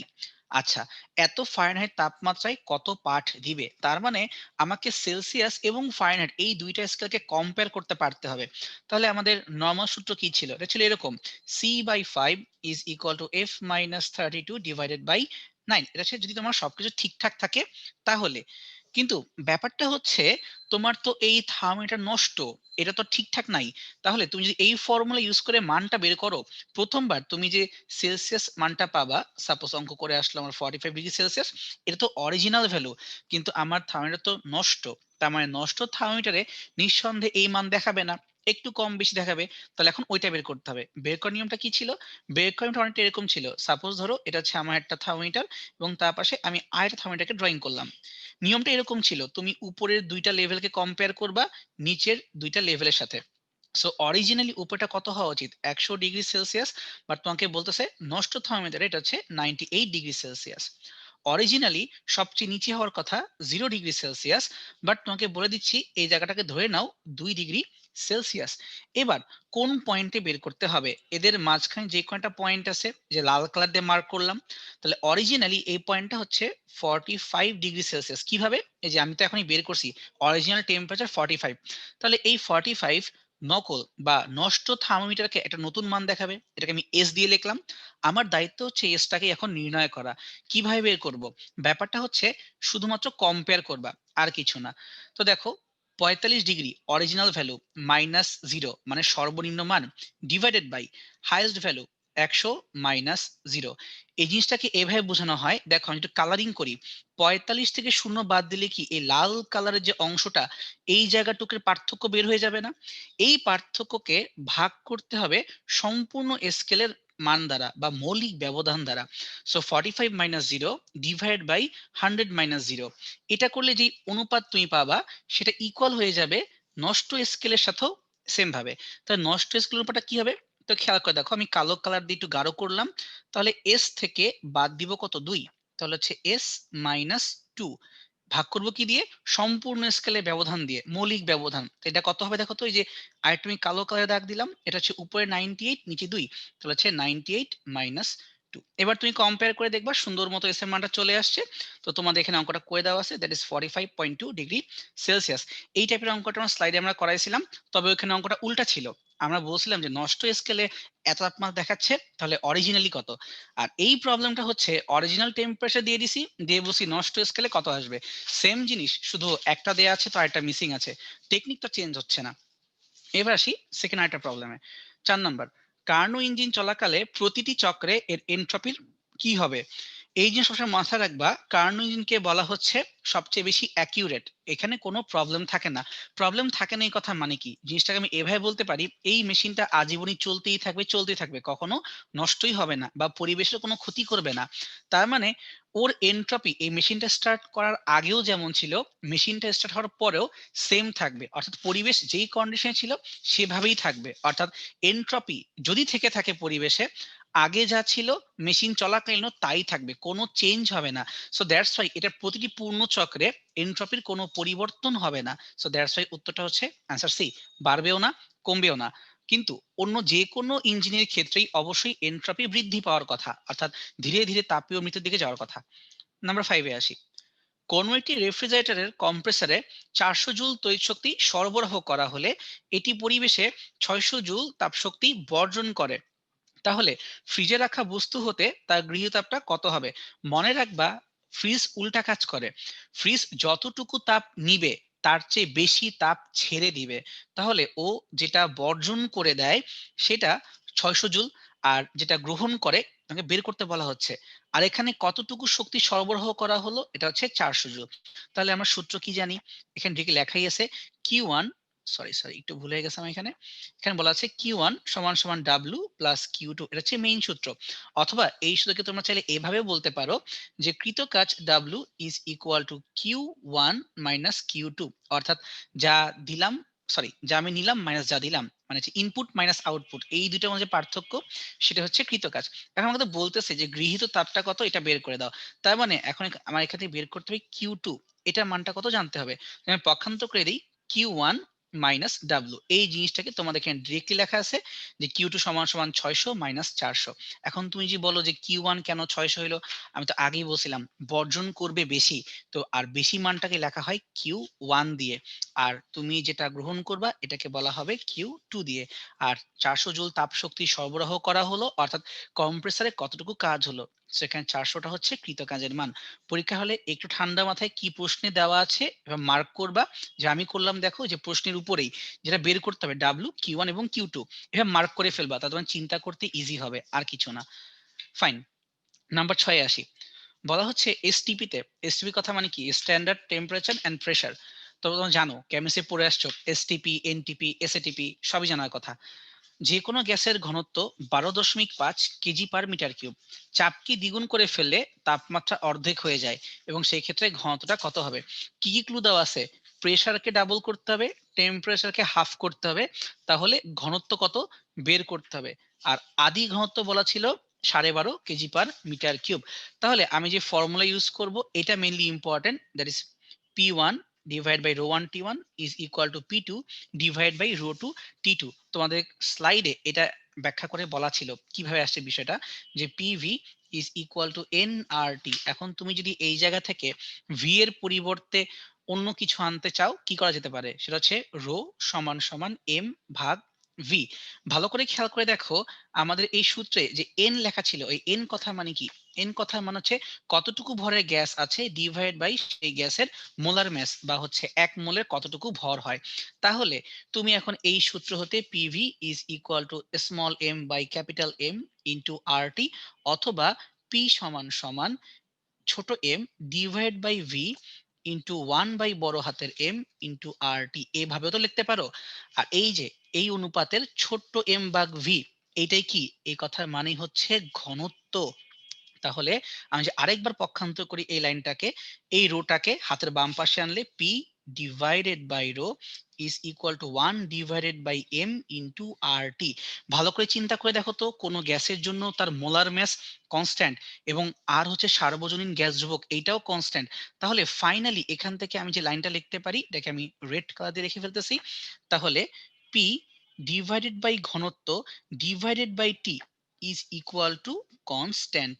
কেন? কারণ আর হচ্ছে সার্বজনীন গ্যাস ধ্রুবক, এবং বড় হাতের এম হচ্ছে যে কোনো অণুর জন্য তার নির্দিষ্ট মান, কারণ এটা হচ্ছে আণবিক ভর, সেটা গ্যাস হোক, সেটা তরল হোক, সেটা যাই হোক।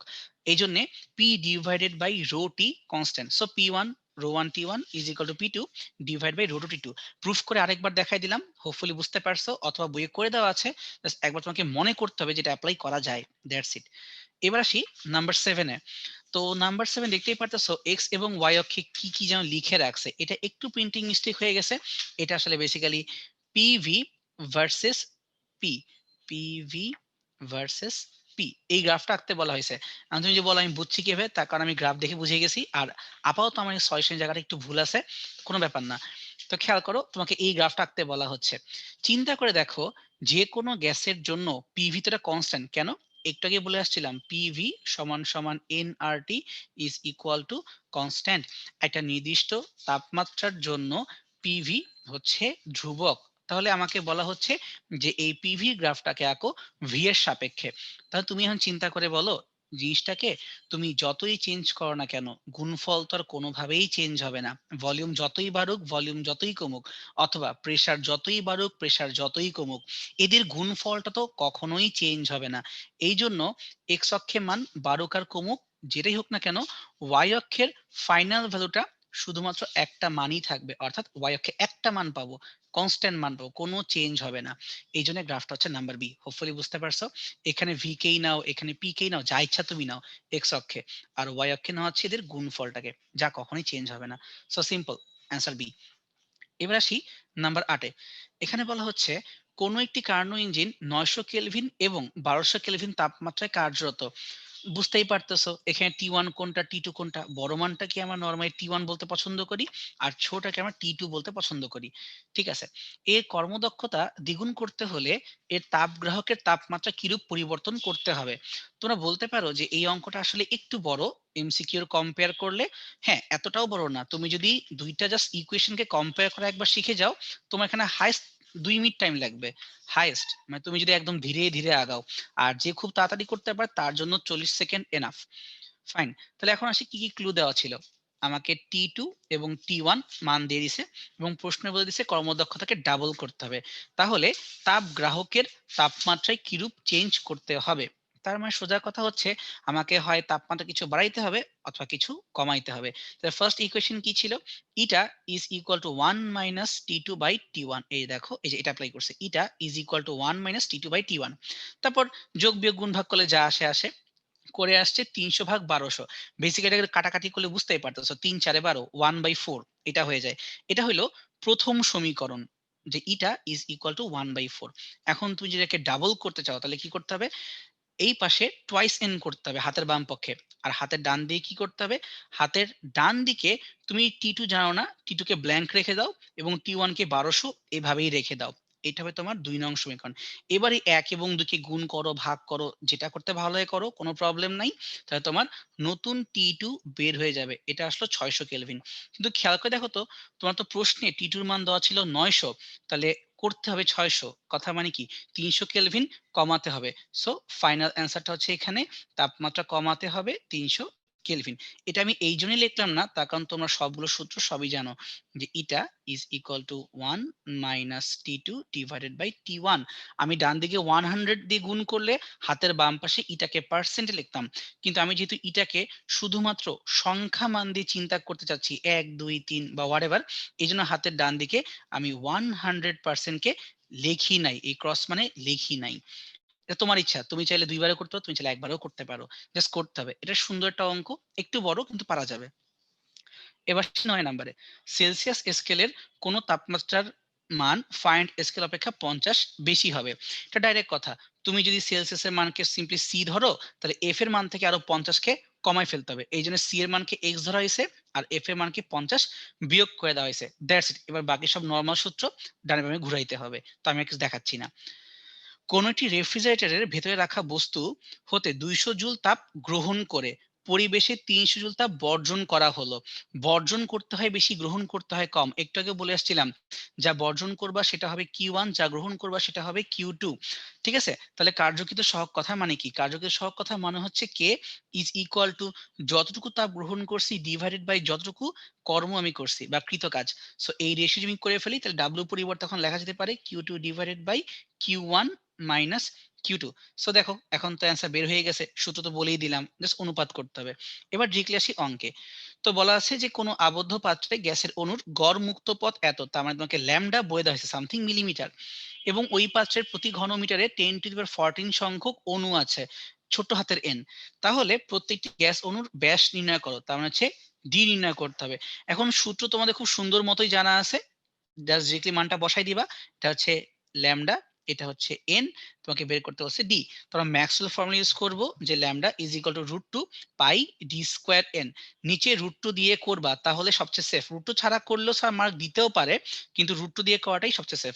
এখানে দেখো 2 ভাগ করে দেখাইছি, তোমার যেভাবে ইচ্ছা যে একক দিয়ে করো, কোনো প্রবলেম নাই। জাস্ট ঘুরে ফিরে মানটা একই তো আসবে, কোনো পার্থক্য হবে না। তোমাকে সূত্র মনে রাখতে হবে, সূত্র ভোলা যাবে না, এটা হচ্ছে সোজা কথা। এখন সেই 2 নম্বর অঙ্কটায়, কোন একটি রুমের আপেক্ষিক আর্দ্রতা 20% এবং তাপমাত্রা 35°C। দেখো এই মুহূর্তে 20% হচ্ছে, আর তাপমাত্রা 35°C। এই তাপমাত্রায় যে সম্পৃক্ত জলীয় বাষ্পের চাপ সেটা হবে 26 মিলিমিটার অফ পারদ। আর এখানে শিশিরাঙ্ক বলে দেওয়া হচ্ছে 14°C। এই তাপমাত্রাগুলো মাথায় রাখতে হবে, শিশিরাঙ্ককে ওরা 14 মিন করতেছে। 14°C আমাকে বসে বাষ্পের চাপটা নির্ণয় করো। ঠিক আছে, প্রথম অঙ্কটা হচ্ছে এটা।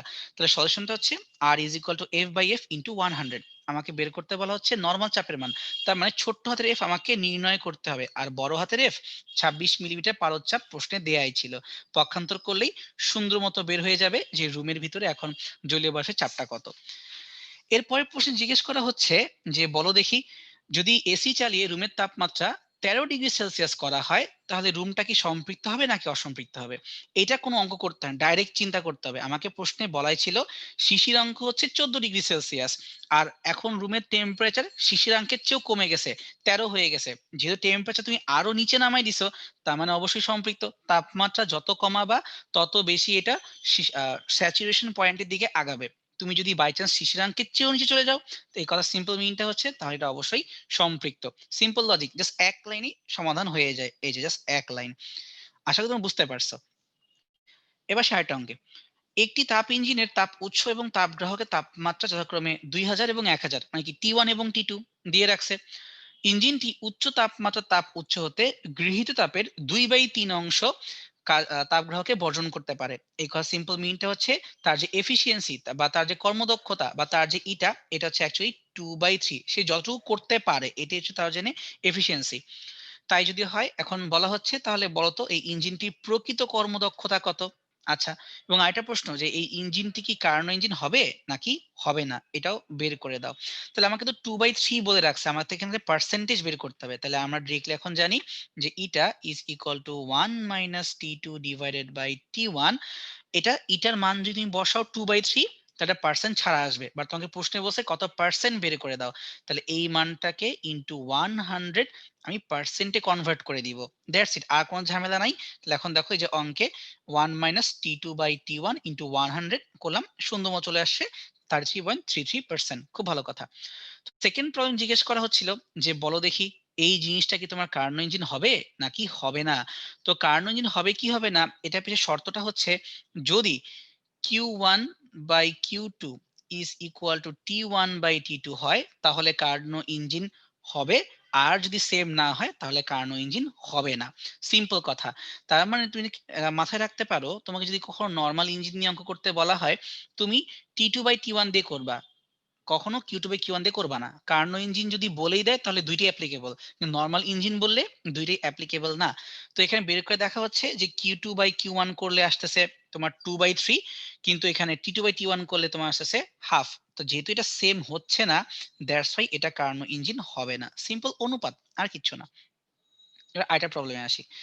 কোন সিস্টেম 200 জুল তাপ শক্তি বর্জন করে, বি কেয়ারফুল, বর্জন করা মানেই নেগেটিভ, তার মানে শক্তি কমে গেছে, তাপ শক্তি বর্জন করে, এবং পরিবেশ সিস্টেমের উপরে 1500 জুল কাজ করে, তার মানে কি এই সিস্টেমের উপরে কাজ হয়, এই ইঞ্জিন বেশি পাওয়ারফুল না। তার মানে কি আবার নেগেটিভ ফিল পাইলাম। সিস্টেমের অভ্যন্তরীণ শক্তির পরিবর্তনটি কেমন হবে এটা আলোচনা করো। তাহলে বোঝাই যাচ্ছে তোমার এই ফর্মুলা থেকে, আগে দেখি যে del Q is equal to del U plus del W. Del Q কথা মানে কি, তাপ শক্তি দিব নাকি নিব, বর্জন করছো দ্যাটস ওয়াই -2000। তারপরে সিস্টেম তোমার উপরেই কাজ করতে পারে নাই, উল্টা পরিবেশ সিস্টেমের উপরে কাজ করে বসছে, এই জন্য আরেকটা মাইনাস। তাহলে এখন তারপরে যা পড়ে থাকে ডানে বামে ঘুরাবো। তো দেখলাম ডানে বামে ঘুরে ফেললে ডেল ইউ এর মানটাও নেগেটিভ আসলো, তার মানে কি অভ্যন্তরীণ শক্তি কমে যাচ্ছে।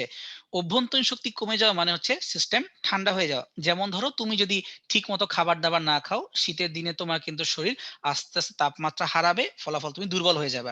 এক্স্যাক্টলি এখন তাই হচ্ছে, সিস্টেম ঠান্ডা হয়ে যাচ্ছে, ভিতরে আর গরম থাকতে পারতেছে না। আরেকটা অঙ্কে আসি। একটি তাপ ইঞ্জিন 1000 কেলভিন তাপ উৎস হতে 10⁵ জুল তাপ গ্রহণ করে। তার মানে তোমাকে এখানে T1 Q1 সবকিছুই বলে দিচ্ছে। গ্রহণ করে 500 কেলভিন তাপমাত্রার তাপগ্রাহকে এত জুল তাপ বর্জন করে। তার মানে T2 এবং Q2 সবই তোমাকে বলে দেওয়া আছে। So T1 Q1 T2 Q2 সবই আমি জানি।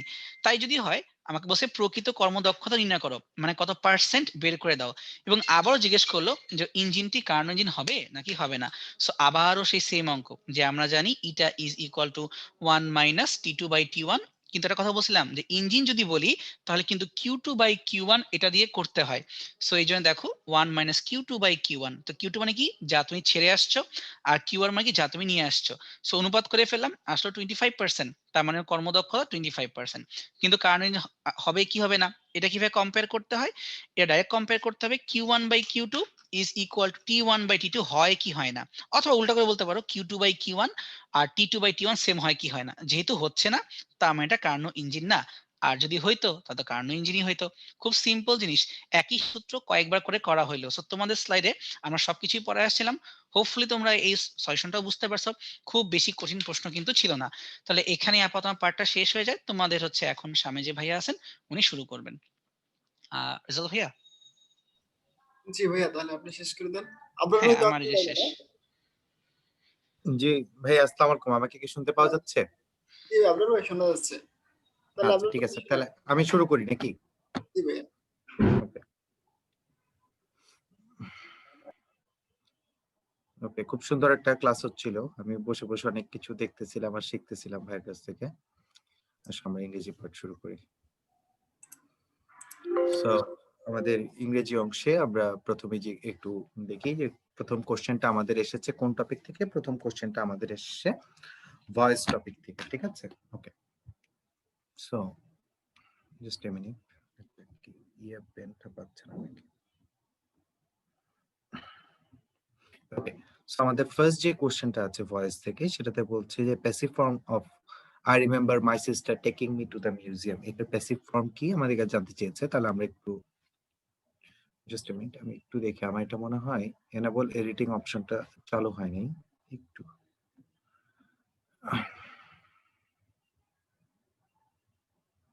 একটু জাস্ট এ মিনিট।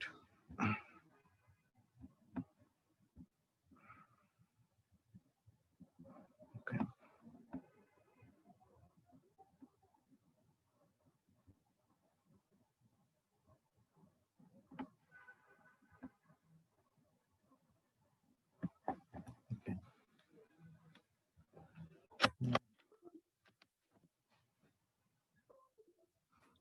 আসছে প্রবলি, ইয়েস। ওকে, সো প্রথম প্রশ্নটা করেছে I remember my sister taking me two the museum. আচ্ছা, আমরা যদি এখানে এখানে যদি আমরা এই সেন্টেন্সটার দিকে তাকাই তাহলে একটু দেখি। আমরা জানি ভার্ব দুইটা প্রকার আছে, একটা হয় হচ্ছে ট্রানজিটিভ ভার্ব, একটা হচ্ছে ইনট্রানজিটিভ ভার্ব। একটা কথা কিন্তু আমাদের মাথায় রাখতে হবে, রিমেম্বার এখানে হচ্ছে তার পরের যে অংশটা, ইনট্রানজিটিভ ভার্বের পরের অংশ কিন্তু তার অবজেক্ট হিসেবে কাজ করে না। সুতরাং আমরা যারা অনেকেই রিমেম্বার কি করার ট্রাই করতেছি, এইভাবে কিন্তু জিনিসটা হবে না। সো আমাদের অপশন থেকে আমরা যদি একটু ভালো মতো তাকাই তাহলে আমাদের এখানে দেখি my sister taking to me two the museum, এই অংশটাকে আমাদের প্যাসিভ করতে বলেছে। তাহলে আমাদের যদি এরকম ভার্ব প্লাস আইএনজি থাকে তো সেটা এক ধরনের my sister was taking to me, ব্যাপারটা এরকম হওয়ার কথা ছিল না। দেখি তো আমরা, মাই সিস্টার ওয়াজ টেকিং এরকম হওয়ার কথা ছিল না জিনিসটা, খেয়াল করি আমরা। তাহলে মাই সিস্টার ওয়াজ টেকিং যদি হইতো তাহলে আমি কি করতাম তখন? তখন আমি ওয়াজ এর জন্য একটা বি বসাইতাম, পরের ভার্বের সাথে যেহেতু আইএনজি আছে তাহলে বির সাথে আমি আইএনজি লিখতাম, তাই না? এবং টেকটাকে তখন আমি টেকেন করে ফেলতাম না, চিন্তা করি তো আমরা। সো তাহলে এইভাবে কিন্তু জিনিসটা বিইং টেকেন জিনিসটা আসছে। তাহলে এইভাবে আমরা সি নাম্বার উত্তর কি দিব? I remember being taken to the museum by my sister, ঠিক আছে? ওকে, তারপরটাই চলে যায় আমরা। The basic form of mend your ways, অর্থাৎ নিজের রাস্তা মাপো এরকম। তাহলে হচ্ছে let your ways be mended. আমরা জানি ইন্টারগেটিভ অর্থাৎ ভার্ব দিয়ে শুরু হওয়া যে কোনো সেন্টেন্স গুলোকে, ইম্পারেটিভ সেন্টেন্স গুলোকে আমরা লেট দিয়ে চাইলে কনভার্ট করতে পারি। সো তাহলে এখানে হচ্ছে লেটের পরে your ways be mended. Okay, তারপর 3 নাম্বারটাই যাই। 3 নাম্বারটা বলছে antonym of the word maladroit. আচ্ছা, মেল অ্যাড্রয়েড শব্দটার অর্থ হচ্ছে অদক্ষ ব্যক্তি, যার দক্ষতা নাই। এটার অ্যান্টোনিম হচ্ছে অ্যাড্রয়েড। অ্যাড্রয়েড শব্দটার অর্থ হচ্ছে দক্ষ ব্যক্তি, ঠিক আছে? তাহলে একটা জিনিস আমি তোমাদেরকে এখানে ভোকাবুলারি সম্পর্কে একটা টিপস দিতে পারি। মেল যুক্ত যে কোনো শব্দ সাধারণত খারাপ মিন করে। যেমন ম্যালঅ্যাড্রয়েড অদক্ষ। আমরা যদি এরকম আরো কিছু শব্দ চিন্তা করতে পারি, যেমন আমরা চিন্তা করতে পারি ম্যালিশিয়াস। ম্যালিশিয়াস মানে যা হার্মফুল, যা ক্ষতি করে। মেল নিউট্রিশন ভালো জিনিস না, কিন্তু খারাপ জিনিস, অর্থাৎ পুষ্টির অভাব।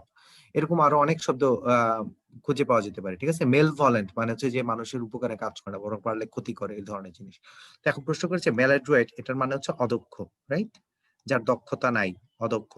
তাহলে ম্যালঅ্যাড্রয়েডের আমি অ্যান্টোনিম যদি খুঁজি, আনহ্যান্ডি মানেও অদক্ষ, বাংলিং মানেও অদক্ষ, ইনএফিশিয়েন্ট মানেও অদক্ষ। তার মানে ডেক্সটারাস এই একটা শব্দ মানে হচ্ছে যে খুব সুনিপুণ ভাবে কাজ করতে পারে, অনেক চালু ব্যক্তি। আমরা বললে কাজের মধ্যে অনেক চালু বা স্মার্ট, এরকম সুন্দর করে কাজ করতে হয়, তাদেরকে বলা হয় ডেক্সটারাস, ঠিক আছে? আচ্ছা, তারপরে 4 নাম্বার প্রশ্নটা করেছে synonym of the word metropolis. বলছে মেট্রোপলিস শব্দটার সিনোনিম কি? মেট্রোপলিস মানে হচ্ছে বড় ধরনের কোন শহর, ঠিক আছে? নগরের বড় ধরনের, যেমন আমরা বলতে পারি Dhaka is a metropolis or something. So metropolis শব্দটার সিনোনিম হচ্ছে মেগা সিটি। আর এখানে বাকি যে শব্দগুলোর মধ্যে আছে তার মধ্যে আছে হ্যামলেট একটা শব্দ, আমরা জানি এটা শেক্সপিয়ার একটা নাটকের নাম, ওখানে প্রধান চরিত্র থাকে হ্যামলেট। তার বাইরেও হ্যামলেট শব্দটার একটা অর্থ আছে, সেই অর্থটা হচ্ছে স্মল ভিলেজ। এটা পরীক্ষায় মাঝে মাঝে আসতে দেখা যায় এই শব্দটাকে, এই হ্যামলেটটাকে। হ্যামলেট অর্থ কি? Small village. এটা কয়েকবার পরীক্ষাতে আসছে। প্রোডাক্ট মানেও হচ্ছে এক ধরনের স্মল ভিলেজ। প্রোডাক্টের সাধারণত একটা ইমাজিনেটিভ স্মল ভিলেজ, যেখানে মানুষ চিন্তা করে কোনো সুখ নাই, দুঃখ, ভারাক্রান্ত, এরকম একটা স্বর্গে কল্পনা করে প্রোডাক্ট বলা হয়। আচ্ছা, তা প্রোডাক্টের অ্যান্টোনিম হতে পারে ইউটোপিয়া, ঠিক আছে? যে জায়গায় সবকিছু পারফেক্ট, এরকম। আচ্ছা, Gavin is mad dash anger. আচ্ছা, বলছে যে যে রাগে পাগলের মতো অবস্থা হয়েছে, এই ধরনের অর্থ হলে তখন অ্যাপ্রোপ্রিয়েট প্রিপোজিশন হচ্ছে ম্যাড উইথ অ্যাঙ্গার হয়, ঠিক আছে? ম্যাড এর পরে উইথ বসে। Stacy was completely lost dash her book. কোনো কিছু পড়তে পড়তে সেখানে হচ্ছে খুব বড় ধরনের মনোনিবেশ করা, সেটাকে আমরা বলি লস্ট ইন, ঠিক আছে?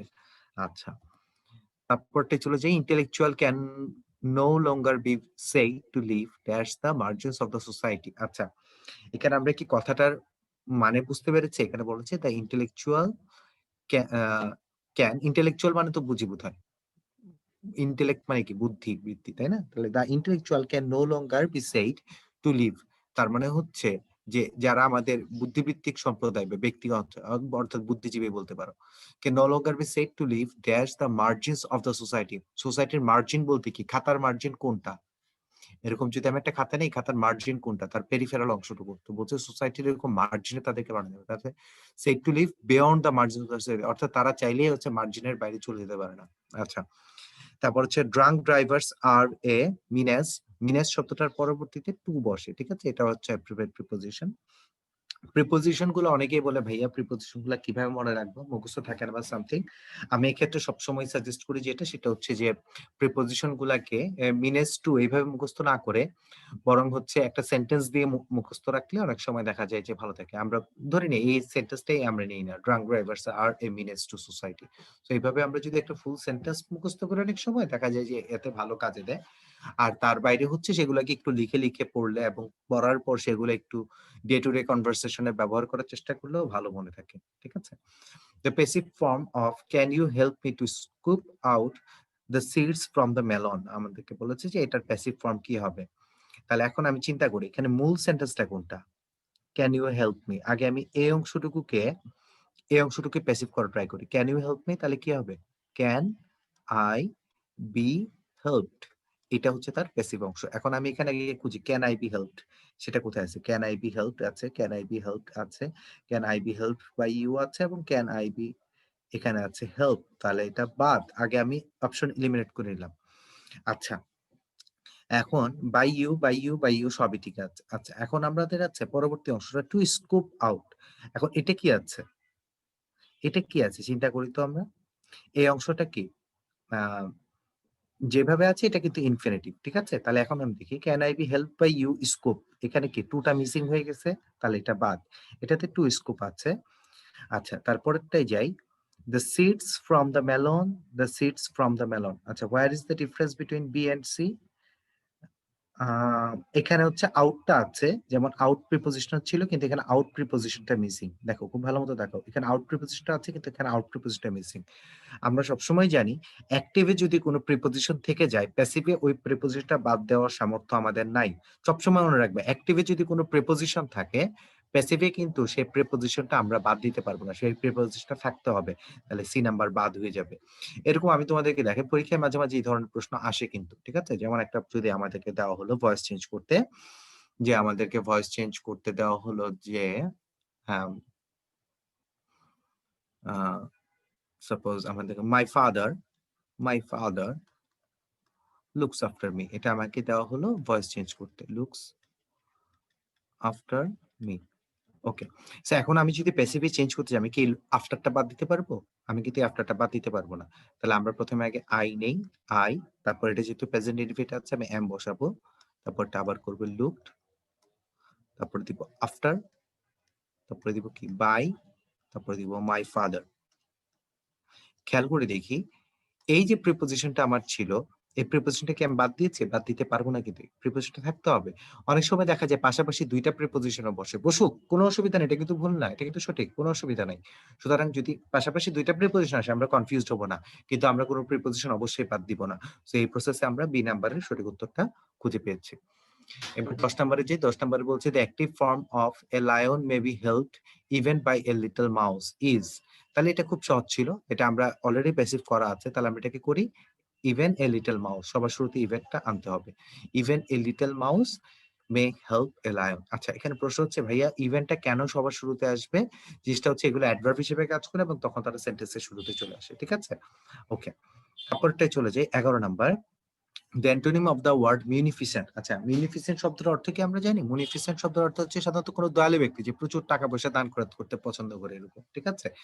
এখানে বাউন্টিয়াস, এটাও হচ্ছে প্রচুর দয়ালু ব্যক্তি যে প্রচুর টাকা পয়সা দেয়। চিন্তা করো, আগে রাজারা হচ্ছে বাউন্টি দিত না, বলতো যে অমুকটা যে করে নিয়ে আসবে বা অমুকের মাথা যে কেটে নিয়ে আসবে তাকে আমি 10,000 স্বর্ণ মুদ্রা দিব। এই ধরনের যে এই ধরনের অফার, এগুলোকে বলা হয় বাউন্টিয়াস, অর্থাৎ আমি অমুকটা করে দিলে আমি এত টাকা দিব, তমুকটা করে দিলে এত স্বর্ণ মুদ্রা দিব।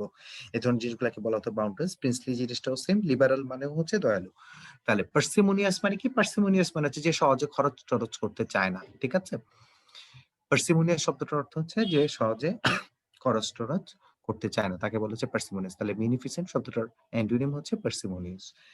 12 নম্বরে যে সিনোনিম অফ দ্য ওয়ার্ড মেলিফ্লুয়াস। আচ্ছা, মেলিফ্লুয়াস মানে কি? মেলিফ্লুয়াস মানে হচ্ছে যেটা খুব সহজে উচ্চারণ করা যায়, বরং উচ্চারণ করতে অনেক ভালো লাগে, শুনতে ভালো লাগে, এরকম, ঠিক আছে?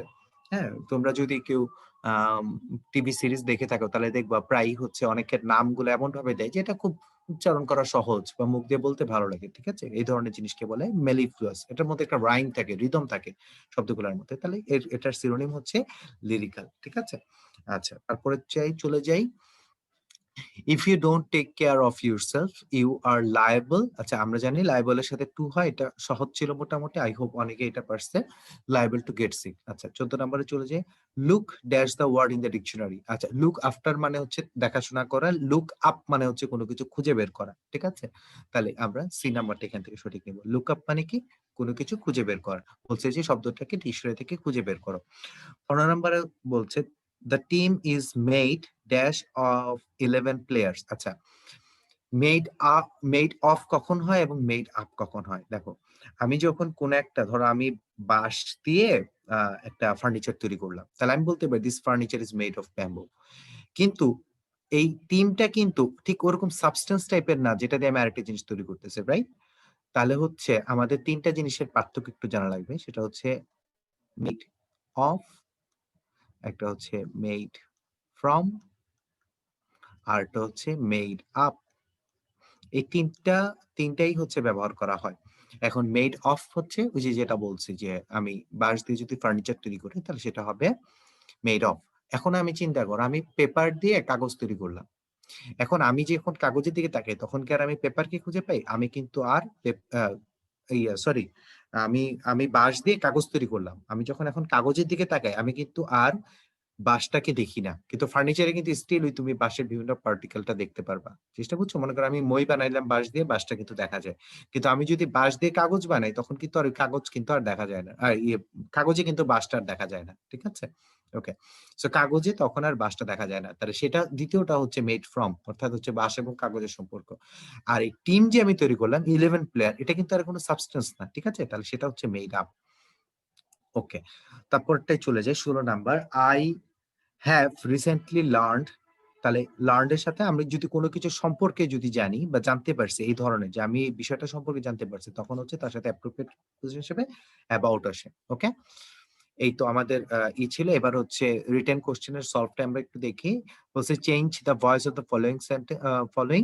আচ্ছা, হু প্লান্টেড দিস ট্রি হিয়ার। আচ্ছা, যদি হু থাকে তাহলে শুরুতেই আমরা বাই হুম আগে চিন্তা করে নিব, সেন্টেন্সটা অবশ্যই বাই হুম দিয়ে শুরু হবে।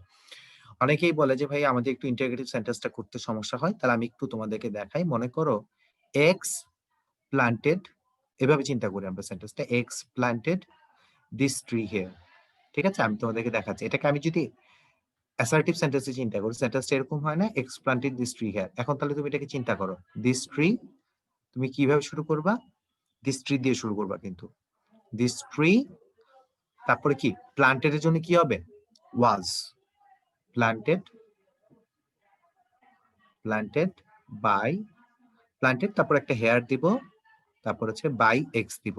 এখন তুমি চিন্তা করো বাই এক্স এর জায়গায় আমি যদি বাই হুম নেই, বাই হুম নেই, তাহলে হচ্ছে শুরুতে কি চলে আসে? বাই হুম চলে আসে, কারণ এখন এই যে ডাব্লিউএস চলে আসছে, তাহলে সবার শুরুতে বাই হুম আনো, ডাব্লিউএস টাকে সবার শুরুতে আনো, বাই হুম। এখন তুমি এখানে তাকাও, অক্সিলারি ভার্ব কি আছে? কারণ ইন্টারগ্রেটিভ সেন্টেন্স যেহেতু, ইয়েস, অক্সিলারি ভার্বটাকে নিয়ে আসতে হবে।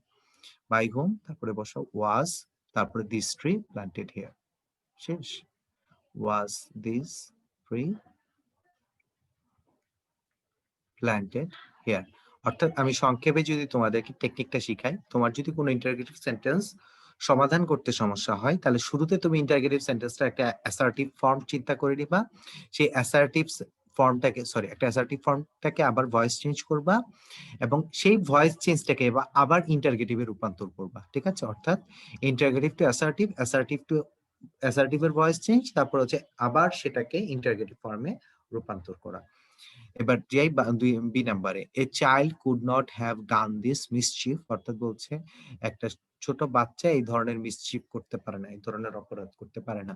তাহলে আমরা যদি এখন চিন্তা করি, তাহলে could not have done this mischief, আচ্ছা এটা অলরেডি কোনটা? এটা কি আমি যদি দেখি এটা কি কোনো অবজেক্ট আছে? চিন্তা করি তো, ইয়েস, অবজেক্ট আছে, সেটা হচ্ছে দিস মিসচিফ। তাহলে হচ্ছে যেমন ধরো a child could not have done it, যদি আমি চিন্তা করতাম তাহলে ইটটা অবজেক্ট হইতো না, তাহলে দিস মিসচিফকে আমরা সামনে নিয়ে আসবো, দিস মিসচিফ। এখন আমরা এখানে আগে একটা জিনিস তোমাদেরকে একটা টেকনিক শিখাই দিই। এখানে অক্সিলারি ভার্ব কয়টা আছে? একটা, দুইটা, তাই না? দেখো একটা, দুইটা অক্সিলারি ভার্ব আছে। তো সবসময় মাথায় রাখবা এই আমাদের প্যাসিভে অক্সিলারি ভার্ব আসবে তিনটা, অর্থাৎ অ্যাক্টিভে যদি দুইটা অক্সিলারি থাকে প্যাসিভে হয়ে যাবে তিনটা, অ্যাক্টিভে যদি তিনটা অক্সিলারি থাকে প্যাসিভে হয়ে যাবে চারটা, অ্যাক্টিভে যদি চারটা অক্সিলারি থাকে প্যাসিভে হয়ে যাবে পাঁচটা। ব্যাপারটা হচ্ছে এরকম। তাহলে এখন আমরা আগে একটু চিন্তা করি, তাহলে এক্সট্রা কি আসবে?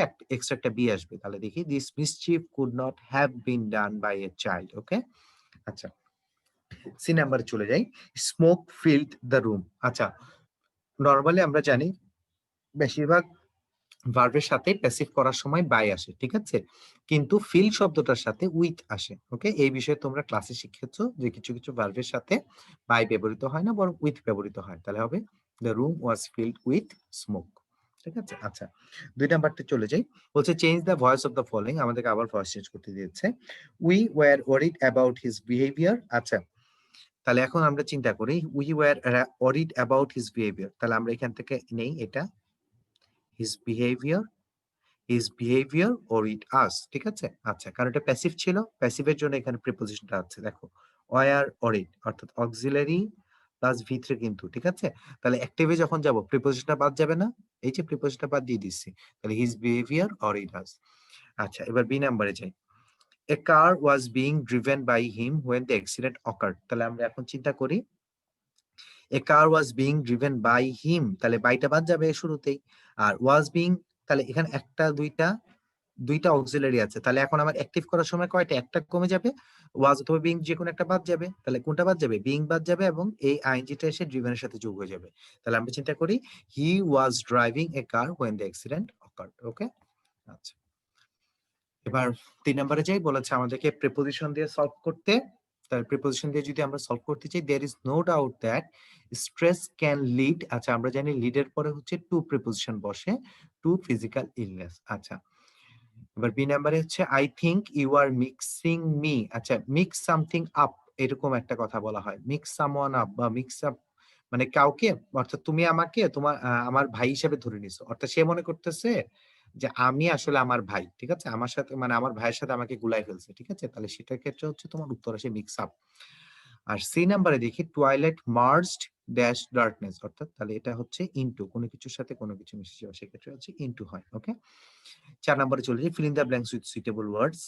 Henry may seem dash and might it is all an act, আচ্ছা এখানে বলছে meekness, আচ্ছা এখানে কি আমরা দেখতে পাচ্ছি মোডাল অক্সিলারি আছে। এখন মিকনেস এর ভার্ব ফর্ম কি? মিকনেস এর ভার্ব ফর্ম হচ্ছে ভাইয়া মিক। ওকে, ভার্বের শেষে এরকম এনিএস নেস যুক্ত হয়ে অনেক নাউন গঠিত হয়, ঠিক আছে, নেসটা বাদ দিয়ে দিলে আবার হচ্ছে আমরা নাউনটা ফেরত পাই। তাহলে আমি নেসটাকে বাদ দিয়ে দিলাম, নেসটাকে বাদ দিয়ে আমি ভার্ব মিককে ফেরত পেলাম। এখন আমরা চিন্তা করি মিক ভার্বের কোন ফর্ম এখানে এসে বসবে।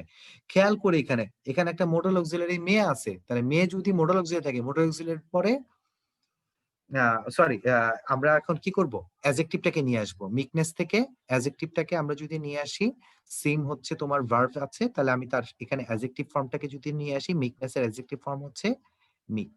ওকে, এই হচ্ছে কাহিনী। যেমন হচ্ছে অ্যাডজেক্টিভ প্লাস নেস দিয়ে নাউন গঠিত হয়, এরকম আরো কোনো উদাহরণ কি আমরা বলতে পারবো যে অ্যাডজেক্টিভের সাথে নেস যুক্ত হয়ে গঠিত হয়? আমরা মনে হয় খুঁজলে অনেকগুলাই পাবো, ঠিক আছে। যেমন আমরা যদি বলি শাই একটা অ্যাডজেক্টিভ, তার সাথে আমরা এনিয়াস নেস যুক্ত করি, তাহলে আমরা পেয়ে যাই শাইনেস, সেটা হচ্ছে নাউন। আবার আমরা চিন্তা করি হ্যাপি একটা অ্যাডজেক্টিভ, তার সাথে আমি যদি নেস যুক্ত করি তখন হয় হ্যাপিনেস, ঠিক আছে। সো হ্যাপিনেস থেকে নেসটা বাদ দাও, তাহলে তখন তুমি হ্যাপি পেয়ে যাও। এইভাবে করে আমরা অনেকগুলো অ্যাডজেক্টিভ বের করে নিয়ে আসতে পারি। আর এখানে আমরা যে সিম ভার্বটা দেখতেছি, মনে রাখবা এই এরকম কিছু ভার্ব আছে, যেমন লুক, সিম, তারপরে হচ্ছে তোমার হতে পারে অ্যাপিয়ার্স, এই ধরনের ভার্ব গুলাকে আমরা কি ধরনের ভার্ব বলি? এই ধরনের ভার্ব গুলাকে আমরা কিন্তু বলি লিঙ্কিং ভার্ব, এদের পরে যে অ্যাডজেক্টিভ বসে, ঠিক আছে। ওকে, তারপরে আমরা চলে যাই দেয়ার middle child is often ask to dash between the, আচ্ছা এখানে আস্ক টু টু পেয়েছি, তাহলে টু প্লাস ভার্ব, এটা নিশ্চয়ই ইনফিনিটিভ স্ট্রাকচার হবে। এখন মেডিয়েশনের ভার্ব ফর্ম কি চিন্তা করে ফেলো, এটা হচ্ছে মেডিয়েট মানে কি মধ্যস্থতা করা, ঠিক আছে।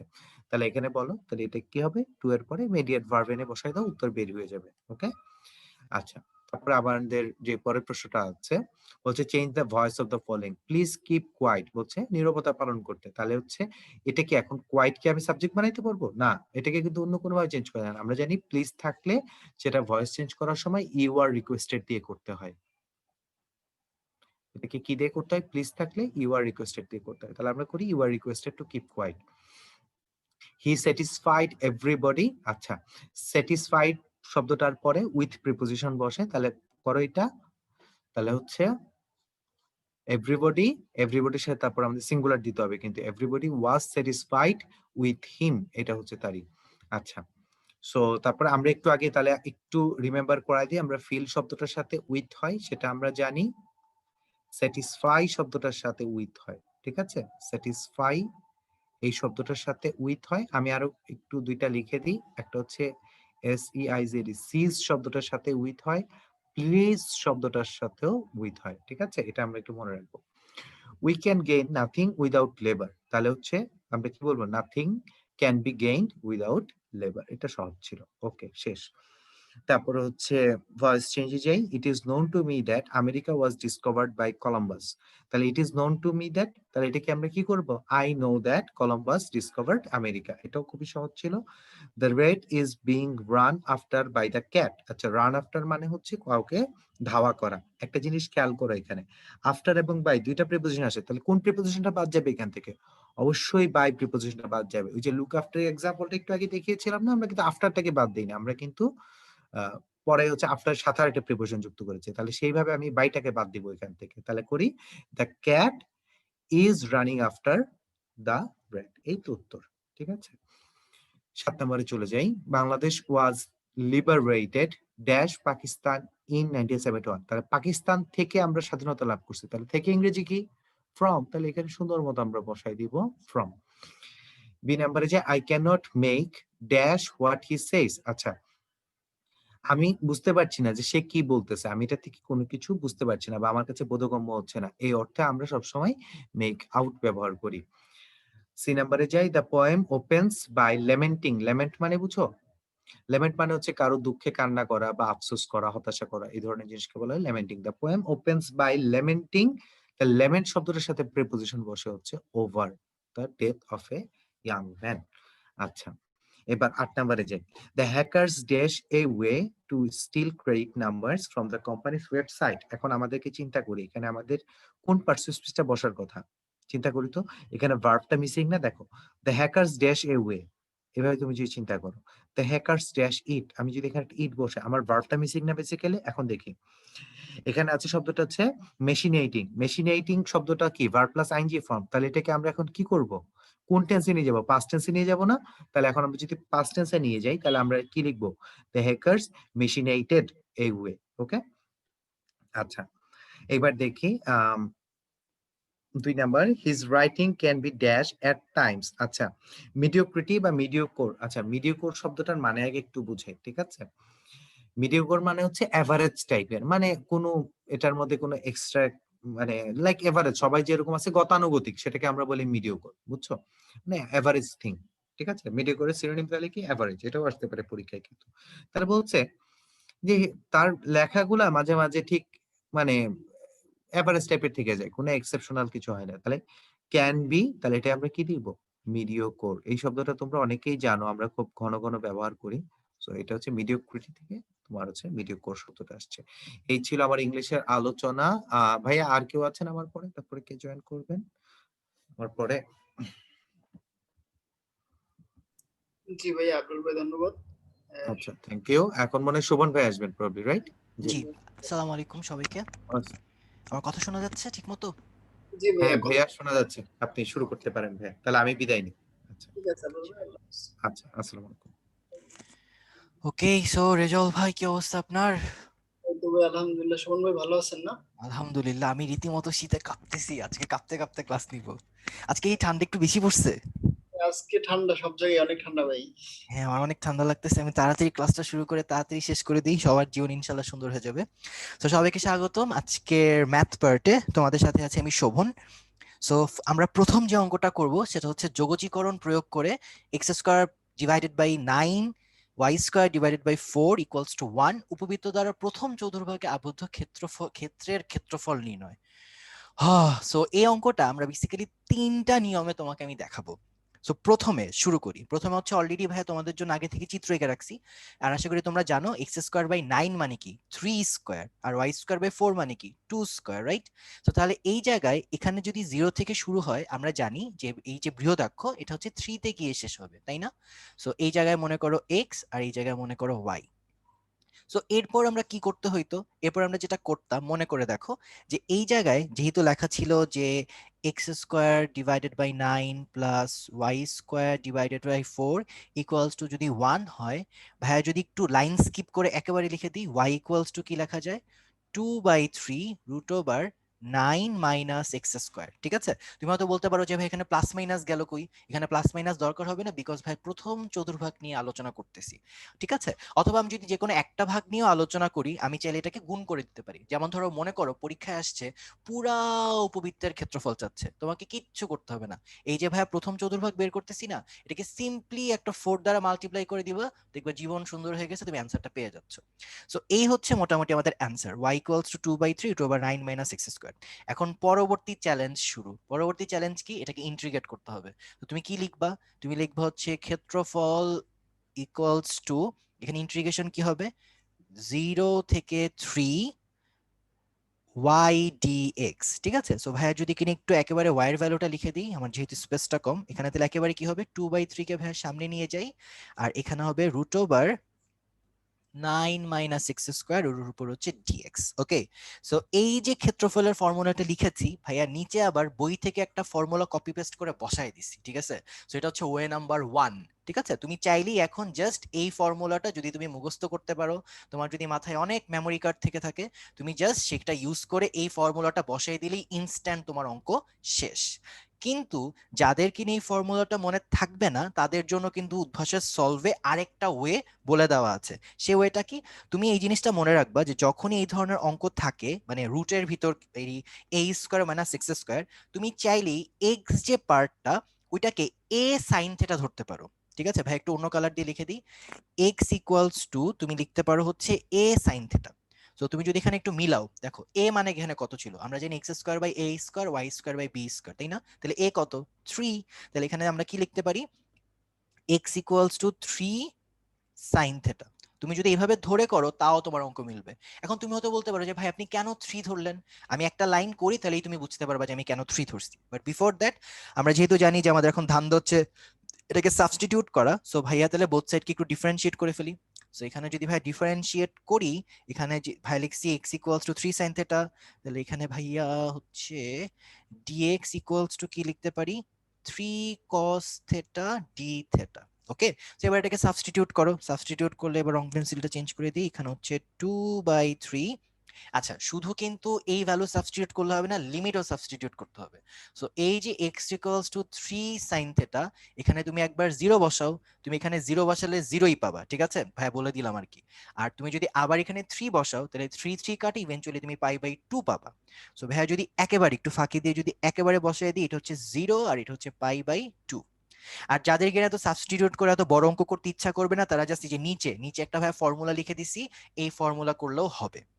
সো এখন দেখো এই জায়গায় যদি এখন আমি সাবস্টিটিউশন গুলা করি, এটা হবে হচ্ছে 9, এক্স স্কোয়ারের জায়গায় কি হবে? এক্স স্কোয়ারের জায়গায় হবে -9 সাইন স্কোয়ার থেটা। ওকে, আর এই যে ডিএক্স ছিল, ডিএক্স এর জায়গায় কি হবে? এখানে একটা রুট ওভার দিয়ে দিই, আর ডিএক্স এর জায়গায় হবে হচ্ছে 3 cos theta d theta. So যারা কিনা ভাবতেছিল যে কেন আপনি 3 sin থেটা নিছেন, তারা আশা করি অলরেডি বুঝে গেছো। আমি যদি ভিতরে 9 কমন নেই, তাহলে এখানে কি হবে? 1 minus sine square theta. So ভাইয়া যদি কিনা একটু লাইন স্কিপ করে একেবারে লিখে দিই, এখানে হবে 2/3, এখানে 0 থেকে π/2। 9 কমন নিলে কি 1 minus sine square theta, which is eventually কি কজ স্কোয়ার থেটা। আর যদি রুট দিয়ে ক্যান্সেল করি তাহলে একেবারে কি 3 কস থেটা, রাইট? সো এরপর যদি কিনা এখানে পুরোটাকে সিম্পলিফাই করে দিই, তাহলে ভাই কি লিখতে পারি? ভাই লিখতে পারি হচ্ছে এখানে 3 কস থেটা আছে, আর এখানে আসবে 1 মাইনাস 9 কমন নিলে একবারে লিখে ফেলতে পারি। তাহলে এখন ভাইয়া যে কাজটা করতে পারি, এখানে বেসিক্যালি আসার কথা হচ্ছে 9 cos square theta d theta. Okay, so then চাইলে 9টাকে বাইরে নিয়ে আসতে পারি, বাইরে নিয়ে এসে আবার কাটাকাটি করতে পারি, ঠিক আছে? সো কাটাকাটি করলে ইভেন্চুয়ালি এখানে থাকে 6। আর অলসো এখানে ভাই আরেকটা কাজ করতে পারি, সেটা কি? এই যে এখানে cos স্কয়ার থেটা আছে না, এটাকে চাইলে ভাই কি ধরতে পারি? 2 cos স্কয়ার থেটা। মানে আসলে এই অঙ্কটা অনেক বড় হয়ে যাচ্ছে, 2 cos স্কয়ার থেটা ধরতে পারি। তাহলে এই জায়গায় আমি যদি একেবারে লাইন স্কিপ করে যদি সিম্পলিফাই করে লিখি, 3 ইন্টু এখানে 0 থেকে π/2, এখানে হচ্ছে 1 plus cos 2 theta d theta. ঠিক আছে, সো ভাই একটু বলি কি করেছি। প্রথম কথা, এখানে 9 ছিল, 9টাকে বাইরে নিয়ে আসছি, বাইরে নিয়ে আসলে এখানে কাটাকাটি করে কত হয়? 6 হয়, ঠিক আছে? দেন ভাইয়া 2 দ্বারা গুণ ভাগ করছি, সো 6 কে 2 দ্বারা ভাগ করলে হয় 3, আর এখানে 2 রাখলে কি হয়? 2 cos স্কয়ার থেটা। সো এখানে আমি জাস্ট ফর্মুলা বসাই দিছি 1 প্লাস cos 2 থেটা, দেন এখানে আবার একটা ডি থেটা। দেন এটা তো ছোট ইন্টিগ্রেশন, 1 কে ইন্টিগ্রেট করবা, cos 2 থেটাকে ইন্টিগ্রেট করবা, এইটাকে ইন্টিগ্রেট করে একেবারে মান বসাই যে জিনিসটা পাবা সেটা হচ্ছে 3π/2 বর্গ একক। সো এই হচ্ছে এই অঙ্কের অ্যান্সার। তো এখন হয়তো তুমি মনে মনে ভাবতে পারো যে ভাই রে ভাই এত বড় অঙ্ক। সো আমি তোমার জন্য একটা কাজ করে দিই ভাইয়া, এই ধরনের অঙ্কগুলোর ক্ষেত্রে তোমাকে একটা শর্টকাট বলে দিই। শর্টকাটটা ভাইয়া পরের একটা স্লাইডে অলরেডি লিখে রাখছি, সেটা হচ্ছে এই অঙ্কটা। যদি এখানে এরকম একটা উপবৃত্ত থাকে, তাহলে পুরো উপবৃত্তের ক্ষেত্রফল হচ্ছে পাই এ বি, ঠিক আছে? সো মানে কি, যেমন এই অঙ্কটা 7 number, x square by 3 square, মানে বুঝতেই পারছো এখানে এ ইকুয়ালস টু 3, ভাই লিখে দেই এ ইকুয়ালস টু হচ্ছে 3।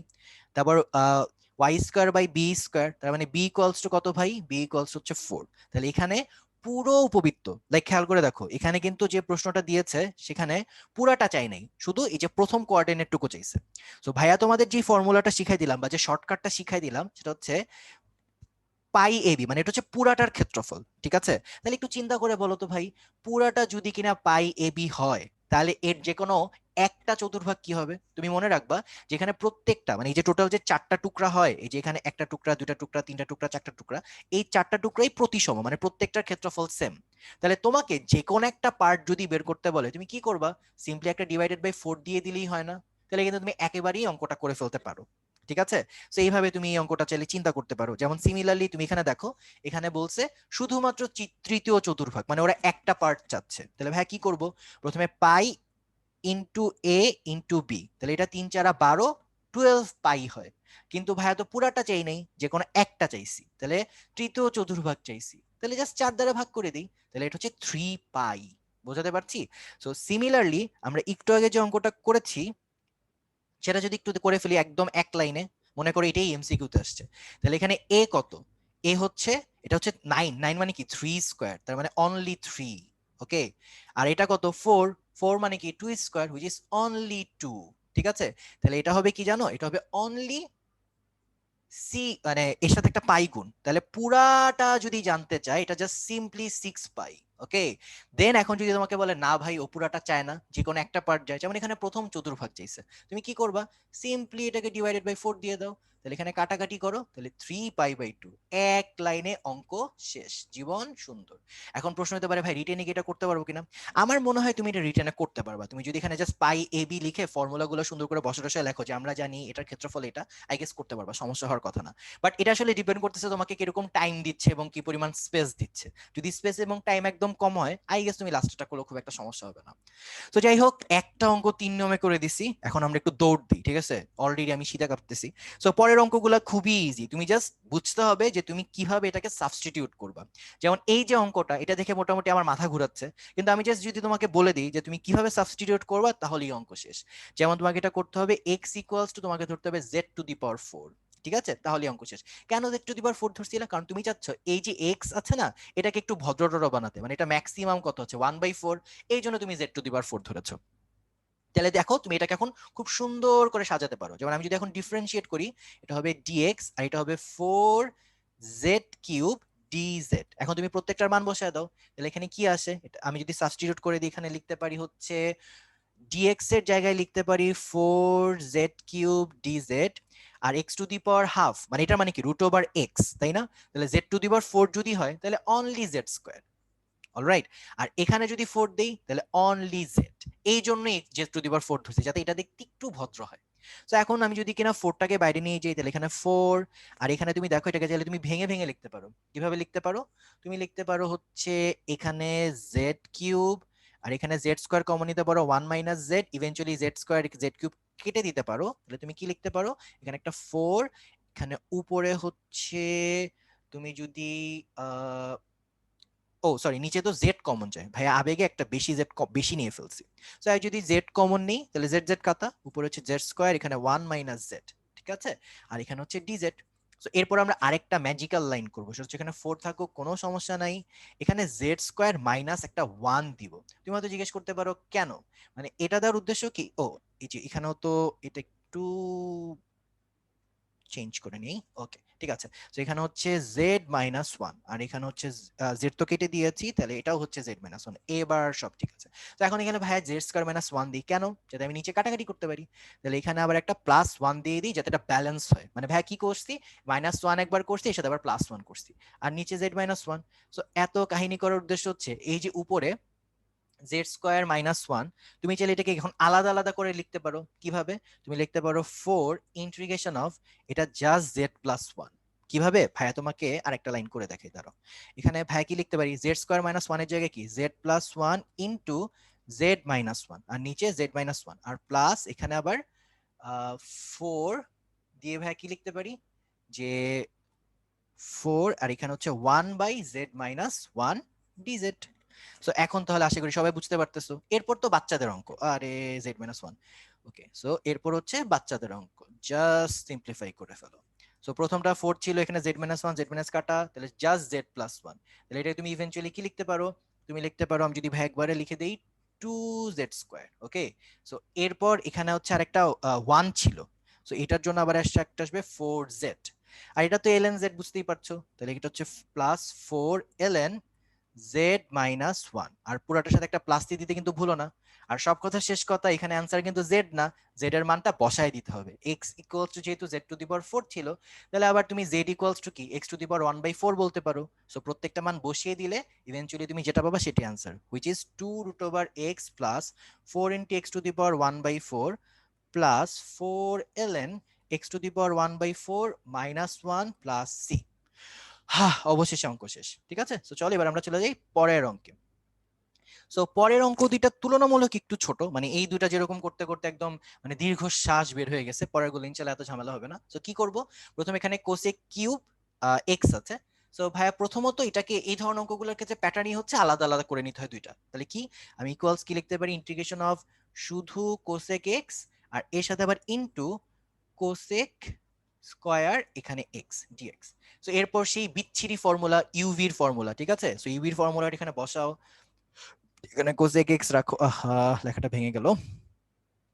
এখানে কোসেক এক্স রাখো, দেন এখানে এটার ইন্টিগ্রেশন করতে হবে dx মাইনাস এটাকে আবার ডিফারেন্সিয়েট করে নিতে হবে ddx অফ কোসেক এক্স, আর আবার ইন্টিগ্রেশন অফ, এটা তো মানে ইউভি করতে করতে আসলে জীবন ধ্বংস হয়ে যাবে। এখানে dx, আবার এই যে পুরাটা ছিল এই পুরাটাকে আবার ইন্টিগ্রেট করতে হবে। সো আশা করি তোমাদের ফর্মুলাটা মনে আছে। সো দেন একটা একটা করে এখানে করো ঠিকঠাক। তাহলে এখানে হচ্ছে কোসেক এক্স থাকবে, এটা হয়ে যাবে মাইনাস কট এক্স, ভাই যদি একবারে লিখে দিই মাইনাস কোসেক এক্স, আর এখানে হচ্ছে কট এক্স, এখানে মাইনাস, এটাকে ডিফারেন্সিয়েট করলে কি আসবে, ভাই যদি একবারে লিখে দিই পুরো লাইনটা, ইন্টিগ্রেশন অফ, এটা আসবে কট মাইনাস, এটা একবারে যদি ভাই গুণ করে লিখে দিই কোসেক এক্স আর কট স্কয়ার এক্স ডিএক্স। তুমি চাইলে একটা প্লাস সি দিতে পারো, আসলে না দিলেও খুব একটা এখানে সমস্যা, আচ্ছা যাও দিয়ে দাও, কি আর আছে জীবনে। তো এরপর তুমি এটাকে যদি সিম্পলিফাই করে দেখো যে এখানে এটা কিন্তু স্কয়ার, হ্যাঁ কট স্কয়ার, আচ্ছা আমি একটু মুছেই লিখে দিই। সো এটা হচ্ছে কট স্কয়ার এক্স। ওকে, সো এখন দেখো এইটা আবার ইউভি করতে হবে, ও মাই গড। সো করো আবার, তাহলে এখানে তুমি কি লিখবা, এখানে হচ্ছে প্রথম যেটা ছিল সেটা থাকুক, কোসেক এক্স কট এক্স, দেন এই যে মাঝের এটাকে আবার হচ্ছে ইউভি করো। সো ইউভি করলে কি হবে ভাই, যদি একটু একেবারে করে দিই, এটা হবে cosec cube x dx plus integration of cosec x dx plus C prime. Okay, তো এখানে একটা মজার জিনিস খেয়াল করে দেখো, এই যে কোসেক কিউব এক্স ডিএক্স ছিল না, এই যে টার্মটা, এটাই কিন্তু আমাদের ইনিশিয়ালি ইন্টিগ্রেট করতে বলছে, এই যে এইটা। তো এটা যদি ইকুয়ালস টু ভাইয়া আই ধরে নেই, তাহলে ভাই কি লিখতে পারি, দেখো ভাই লিখতে পারি হচ্ছে minus cosec x cot x minus I plus এই পার্টটুকু যদি করে ফেলি ভাই লিখতে পারি ln tan x/2, জাস্ট হচ্ছে ফর্মুলা।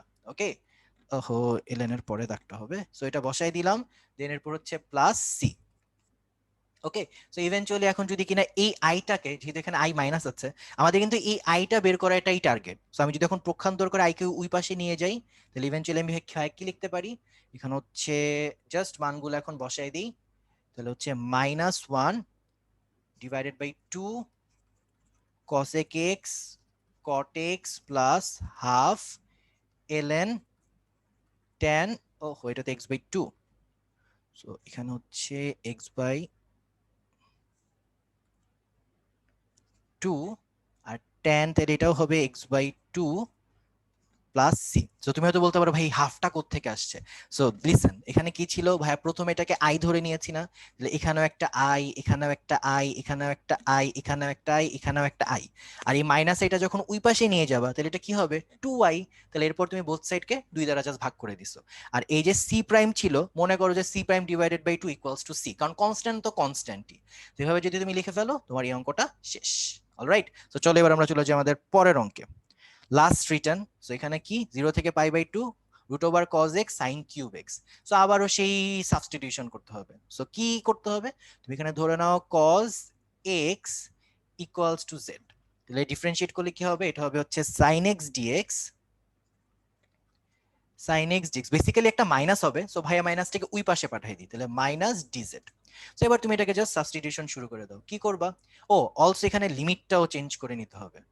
সো লিমিট যদি চেঞ্জ করতে চাও, এখানে মনে করো কি কি ছিল, 0 আর π/2 ছিল। তাহলে x যখন 0, তুমি যদি এখানে ভ্যালু বসায় দেখো, তুমি দেখবা z ইকুয়ালস টু আসে 1। আর x যদি হয় π/2, তুমি যে উপরের লাইনটাতে ভ্যালুগুলো বসায় দেখতে পারো। আর x ইকুয়ালস টু যদি হয় π/2, তাহলে z ইকুয়ালস টু হবে 0। কারণ আমরা কি জানি cos 0 মানে কত, 1, আর cos π/2 মানে কত, 0। সো এখানে জাস্ট ভ্যালুগুলো বসায় দিলাম। সো এবার তুমি একেবারে এদেরকে সাবস্টিটিউট করে দাও। তাহলে i ইকুয়ালস টু কত, প্রথমে ছিল হচ্ছে 0 π/2 √cos x sin cube x dx। ওকে, সো এখন তুমি যদি এটা সাবস্টিটিউট করে ভ্যালুগুলো বসাও, কি কি আসবে? প্রথমে এখানে আসবে হচ্ছে z 1 থেকে 0। এখানে তুমি যদি একটা একটা করে ভ্যালু বসাও, √cos x, রাইট? এটার পরিবর্তে তুমি কি বসাবা? √z। আর sin কিউব ছিল sin x dx। এখন তাহলে তুমি এটার পরিবর্তে কি লিখবা? তুমি এটার পরিবর্তে লিখতে পারো সাইন কিউব। তো তাহলে এটাকে তুমি সাইন স্কয়ার ইনটু সাইন এভাবে চিন্তা করতে পারো, ঠিক আছে? তুমি যদি সাইন স্কয়ার ইনটু সাইন, মানে এখানে দেখো cos x মানে হচ্ছে z, তাহলে cos স্কয়ার মানে কত, z স্কয়ার। তাহলে এখানে cos স্কয়ার পরিবর্তে তুমি কি লিখতে পারো? 1 মাইনাস সাইন স্কয়ার, তাহলে 1 মাইনাস z স্কয়ার। তুমি ভাবে হচ্ছে পুরো জিনিসটা নতুন করে সাজাতে পারো। তাহলে এখানে ভাইয়া কি লিখতে পারি? ভাইয়া লিখতে পারি হচ্ছে যে √z 1 minus z square dz, আর এখানে একটা মাইনাস। ভাই পুরো কথাটা একটু আরেকবার বলি। √cos x এর জায়গায় ভাইয়া লিখছি √z। আর এই যে sin কিউব x ছিল না, এটাকে ভাইয়া লিখছি sin x into sin square x। তাহলে sin x dx এর জায়গায় ভাইয়া মাইনাস dz লিখে দিছি। আর এই যে sin স্কয়ার x ছিল না, এটাকে ভাইয়া কি লিখতে পারি? ভাইয়া লিখতে পারি না যে 1 মাইনাস cos স্কয়ার। সো এখানে 1 মাইনাস cos স্কয়ার মানে কি, z স্কয়ার। জাস্ট ভ্যালুগুলো বসাই দিছি। এখনকার কাজ তো সহজ, এখনকার কাজ হচ্ছে জাস্ট এটাকে গুণ করো। বাট বিফোর দ্যাট আমরা চাইলে লিমিটটা উল্টে নেই। উল্টে নিলে কি, এখানে 0 আর এখানে 1, আর মাইনাসে মাইনাসে কি হয়ে যাবে, প্লাস। আর এই যে z আছে, এটাকে ভাই কি বলতে পারি, z to the power half. আর যদি একবারে গুণ করে দিই, আর এটা z, এটা হচ্ছে কি লিখতে পারি, এটা 1/2 প্লাস 2। তাহলে ইভেন্চুয়ালি ভাই লিখতে পারি হচ্ছে 4 প্লাস 1 মানে 5/2। এটা মাইনাস z টু দি পাওয়ার 5/2। ঠিক আছে, পুরাটা এখন dz। সো এই অঙ্ক তো সবচেয়ে সহজ, x to the power n এর ফর্মুলা। সো এই ফর্মুলা যদি তুমি একবারে বসায় দাও, তাহলে ভাই একবারে যদি লিখে দিই 2/3 z টু দি পাওয়ার 3/2, আর এখানে 2/7 z টু দি পাওয়ার 7/2। ভাই হচ্ছে একবারে মান বসায় দিলাম। দেন এই জায়গায় যদি তুমি ভ্যালুগুলা বসিয়ে দাও, ভ্যালুগুলা বসিয়ে তুমি সিম্পলিফাই করলে যেটা পাবা সেটা একবারে বসিয়ে দিই, সেটা হচ্ছে 8/21। ওকে, ও ফাইনালি আমাদের রিটেন সবগুলা শেষ। এখন জাস্ট ঝটপট এমসিকিউ গুলা শেষ করে ফেলবো। তো চলো, প্রথম কথা, x ln x dx এটা বের করতে বলছে। সো আবার সেই বিরক্তিকর ইউভির ফর্মুলাটা এখানে বসায় দাও। এটাকে মনে করো হচ্ছে লিয়াটের ফর্মুলা, ভুলে যেও না। সো লিয়াট ধরলে ইউ ধরতে হয় হচ্ছে ln কে, আর অ্যালজেব্রাকে ধরতে হয় v। সো এইভাবে তুমি আগাও, ইউ ইন্টিগ্রেশন অফ vx, আবার integration of ddx of u, integration of vdx, পুরাটাকে আবার ইন্টিগ্রেশন। তো তুমি যদি পুরাটাকে ইন্টিগ্রেশন লাইন বাই লাইন করো, এক্স কে করলে x²/2 আর ln x গুণ। আর এখানে কি হবে, এখানে হচ্ছে যে তুমি ddx অফ ln x ছিল, আর integration of x dx, ln x মানে কি 1/x। ঠিক আছে, তো এটা তুমি যদি জাস্ট সিম্পলিফাই করে জাস্ট মানগুলো বসায় দাও, তুমি ইভেন্চুয়ালি এটা অ্যান্সার পাবা, হুইচ ইজ অ্যান্সার সি। ঠিক আছে, জাস্ট তুমি ভ্যালুগুলোকে ক্যালকুলেট করে বসায় দাও, তাহলেই হবে। সো এরপর তুমি যদি পরেরটায় চলে যাও, পরেরটায় তুমি কি পাবা, তুমি দেখো এখানে আছে y² = 4x আর x² = 4y। তোমরা কিন্তু ক্লাসে এরকম একটা ফর্মুলা শিখছিলে, ও নিচে লেখাই আছে যে y² = 4ax, x² = 4ay। তাহলে এবার সবচেয়ে কঠিন প্রশ্ন, a কত? Easy, a = 1। তাহলে এখানে যদি a = 1 বসাও, ভাইয়ারা কিন্তু ক্লাসে এই ফর্মুলাটা শিখিয়ে দিয়েছিলাম। সো জাস্ট এখন এটাতে মান বসায় দাও, তাহলে কি পাবা, একেবারে 16/3 হয়ে গেল অঙ্ক, জীবন সুন্দর। তো চলো আমরা পরেরটাই যাই। সো এরপর এই অঙ্কটা, সো এটা কিন্তু ক্লাসে শেখানো হয়েছিল। ক্লাসে কি বলছিল, যে এই অঙ্কগুলা ত্রিকোণমিতিক ফাংশনের যে পর্যায়, সেই পর্যায়ের কনসেপ্টের মতো কাজ করে। ঠিক আছে, সো একটু মনে করে দেখো তো ত্রিকোণমিতিক ফাংশনের পর্যায়টা কিরকম ছিল। ত্রিকোণমিতিক ফাংশনের পর্যায়ে ভাইরা বলছিলাম যে ভিতরে কোনো কিছু যোগ বিয়োগ করলে পর্যায়ের কোনো পরিবর্তন হয় না, ঠিক আছে, কিন্তু গুণ ভাগ করলে তার উল্টা অপারেশনটা করতে হয়। ত্রিকোণমিতিক পর্যায়ে কিন্তু মানে মৌলিক পর্যায়ে ভাইয়া এরকম কিছু একটা শিখাইছিলাম, মনে পড়ে? সিমিলারলি এই টপিকটা আমরা ইন্টিগ্রেশনও শিখাইছি। বাট পুরো জিনিসটা যদি কনক্লুশনে যাই, দেখো এখানে এক্স আছে, যোগ বিয়োগ করছে। সো ভাইরা বলছিলাম লিমিট দিয়ে চিন্তা করে লাভ নেই, যদি কিনা এখানে যোগ বিয়োগ হয় তাহলে অপরিবর্তিত থাকে, তার মানে এখানে যদি 6 হয় এখানেও হবে 6। সিমিলারলি আরেকটা জিনিস কোথায় দেখছিলাম, দাঁড়াও খুঁজে বের করে সলভ করে দিই। এই যে এই অঙ্কটা, তো এখানেও একই কথা বলছিলাম যে এখানে এক্স এর সাথে যদি যোগ বিয়োগ হয় তাহলে পর্যায়ের কোনো পরিবর্তন হয় না, তাহলে এখানে যেহেতু 5 এটাও হবে 5। গুণ ভাগ হলে চেঞ্জ হয়, আশা করি তোমরা আমাদের মনে আছে ত্রিকোণমিতিক ফাংশনের ক্লাসে কিন্তু আমরা এটা শিখিয়েছি। ওকে, তো চলো এবার আমরা আবার ব্যাক করি যেখানে ছিলাম। সো 1 2 শেষ, 3 শেষ, এবার হচ্ছে 4। ওকে, সো 4 তো ওই যে ভাইয়া ফর্মুলা লিখে দিছি, একেবারে করে ফেলতে পারো। কি আছে, 0 থেকে 1 dx 1 by x 1 by root over 1 minus x square. তো এখানে কিন্তু একটা ফর্মুলা আছে যে integration of 1 by root over a square minus x square dx, এটার ফর্মুলা হচ্ছে sin inverse x by a plus c। তো এখানে এর ভ্যালু কত 1, তাহলে একেবারে ভাই লিখে দিতে পারি যে এটা sin ইনভার্স x। ঠিক আছে, কারণ নিচে এটার কোনো কোনো কন্ট্রিবিউশন নাই। তো দেন এখানে লিমিট কত 0 থেকে 1, তাহলে তুমি একবার হচ্ছে 1 বসাও একবার 0 বসাও, ইভেন্চুয়ালি তুমি পেয়ে যাবে কত π/2। ডান হয়ে গেল। ঠিক আছে, সো এরপরের অঙ্ক, সো এরপরের অঙ্ক এটা কেউ ইউভি দিয়ে করতে হবে, বাট দ্য প্রবলেম ইজ তুমি হয়তো ভাববা যেখানে আরেকটা জিনিস কই, এখানে তো একটা। সো মনে রাখবা যে অঙ্কগুলোকে তোমার ইউভি দিয়ে করতে হবে, বাট তুমি একটা জিনিস পাচ্ছ, সেটাকে অলওয়েজ তুমি চাইলে 1 ধরতে পারো। ঠিক আছে, তুমি মনে করতে পারো এখানে ln x স্কয়ার এর সাথে একটা 1 গুণ আকারে আছে, দেন তুমি ইউভি করে দাও। যেমন দেখো এখানে কি করেছে, ln x স্কয়ার লিখেছে, দেন এইখানে ln x স্কয়ার লাগলো, মনে করো এটা u, আর এরপর 1 ইন্টিগ্রেশন অফ 1 dx। ঠিক আছে, সিমিলারলি এখানে বাদ বাকিটুক করে জাস্ট ইউভির ফর্মুলাগুলো জাস্ট এখানে বসাই দিছে। সো খুবই বড় একটা অ্যান্সার আসে, দিস ইজ দ্য অ্যান্সার। এখানে কিচ্ছু না, জাস্ট ইউভির ফর্মুলাটা ইউজ করা হয়েছে। এখানে জাস্ট নতুন যে আইডিয়াটা, যেটা হয়তো তুমি কনফিউজ থাকতে পারো, যে তুমি চাইলে এরকম একটা 1 গুণ আকারে ভাবতে পারো, কারণ 1 মানে কি x টু দি পাওয়ার 0, তাই না? তো এটাও কিন্তু একটা f of x এর ফাংশন, বোঝাতে পারছি? যদিও এটা হচ্ছে যে তুমি ভাবতে পারো যে এটা কনস্ট্যান্ট, বাট তুমি কিন্তু একটা কনস্ট্যান্ট কেও চাইলে এরকম x টু দি পাওয়ার 0 আকার বানায় ফেলতে পারো। ঠিক আছে, তাহলে x to the power n দিয়েও তুমি এটা চিন্তা করতে পারবা। ওকে, তো চলো এবার আমরা চলে যাই আমাদের পরের স্লাইডে। সো পরের স্লাইডের অঙ্কটা খুবই সহজ, জাস্ট একটা লাইন তোমাকে দেখাই দিলেই হবে। যে তুমি এই ভগ্নাংশটা দেখে হয়তো ভয় পাচ্ছ যেটা কিভাবে করবা। সো ভাইয়া যদি এটাকে একটু মানে ভেঙে দিই, দেখো এক্স কিউব মাইনাস 1 আর নিচে হচ্ছে এক্স স্কোয়ার, এটাকে চাইলে কি লিখতে পারি, এটাকে লিখতে পারি x cube by x square minus 1 by x square. So এই x cube by x square মানে ইভেন্চুয়ালি কাটাকাটি করি, শুধু এক্স থাকে না, অঙ্ক শেষ। এই যে দেখো integration of x minus 1 by x square. এরপর এটা তো বাচ্চাদের অঙ্ক, just integration x to the power n এর ফর্মুলা বসাই দিবা, অঙ্ক শেষ। ঠিক আছে, তো এরপর 7 নম্বরে তো ভাই অলরেডি শর্টকাট শিখাই দিছি। শর্টকাট কি, সেটা হচ্ছে যদি x square by a square plus y square by b square equals to 1 এরকম একটা উপবৃত্ত থাকে, তাহলে পুরা উপবৃত্তের ক্ষেত্রফল হচ্ছে পাই এ বি।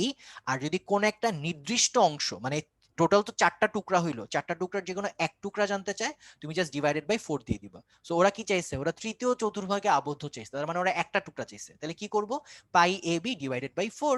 তাহলে তুমি জাস্ট এ কত এখানে 3, বি কত 4, এরপর ডিভাইডেড বাই 4, 4 4 কাটা, তাহলে 3 পাই, this is the correct answer. ঠিক আছে, সো ভাই তোমাদেরকে আরেকটি এক্সক্লুসিভ শর্টকাট শিখাই দিলাম। সো 8 নাম্বার অলরেডি ভাই দেখাই দিছি, বলছি যেটা মৌলিক পর্যায়ের কনসেপ্ট দিয়ে অঙ্কগুলো করবা তাহলে ইনশাআল্লাহ অনেক ইজি হয়ে যাবে। ঠিক আছে, সো আর মনে হয় একটা অঙ্কই বাকি 9 নাম্বার। সো 9 নাম্বারটা কি করবা, 9 নাম্বার তোমাকে সাবস্টিটিউট করতে হবে। সো এই যে ভিতরে ln x আছে না, এটাকে তুমি z ধরো, তাহলে z equals to ln x, তাহলে বোথ সাইডকে ডিফারেন্সিয়েট করলে কি আসবে, dx বাই x। এরই সাথে তোমার যে সাবস্টিটিউশন, এটা অনেক ইজি হয়ে যায়। কিভাবে তুমি দেখো, এখানে ln x ছিল, ln x এর জায়গায় তুমি কি বসাবা z, আর নিচে dx বাই x এই জায়গায় তুমি বসাবা জাস্ট dz। ঠিক আছে, তো এরপর তুমি কি করবা, তুমি জাস্ট এটাকে, এখানে কোনো লিমিট দিছে না, কোনো লিমিট দেয় নাই, তাহলে এই ln z এর জাস্ট ফর্মুলাটা বসায় দাও। ঠিক আছে, তাহলে তুমি ইজিলি হচ্ছে বাকি অঙ্কটুকু করে ফেলতে পারো। ওকে, সো এই ছিল হচ্ছে আমাদের এই অঙ্কের আইডিয়া। সো অ্যান্সার হচ্ছে অপশন এ। ওকে, সো বাহ, মোটামুটি ভালো তাড়াতাড়ি শেষ করে ফেলতে পারছি। So that's it for today, আমার সেট থেকে এতটুকুই ছিল। রেজাউল ভাই। জি ভাই, ঠিক আছে, ধন্যবাদ শোভন ভাই। স্টুডেন্ট ভাইরাও তাহলে ভালো থাকো, সুস্থ থাকো, আল্লাহ হাফেজ। ক্লাস শেষ হয়ে গেল। আর সবাইকে শীতের উষ্ণ শুভেচ্ছা। আচ্ছা, শোভন ভাই অনেক সুন্দরভাবে কথা বলতে পারে। ওকে ভাই, আল্লাহ হাফেজ, আসসালামু আলাইকুম, আমার জন্য দোয়া করেন। ঠিক আছে ভাই, আল্লাহ হাফেজ, আসসালামু আলাইকুম।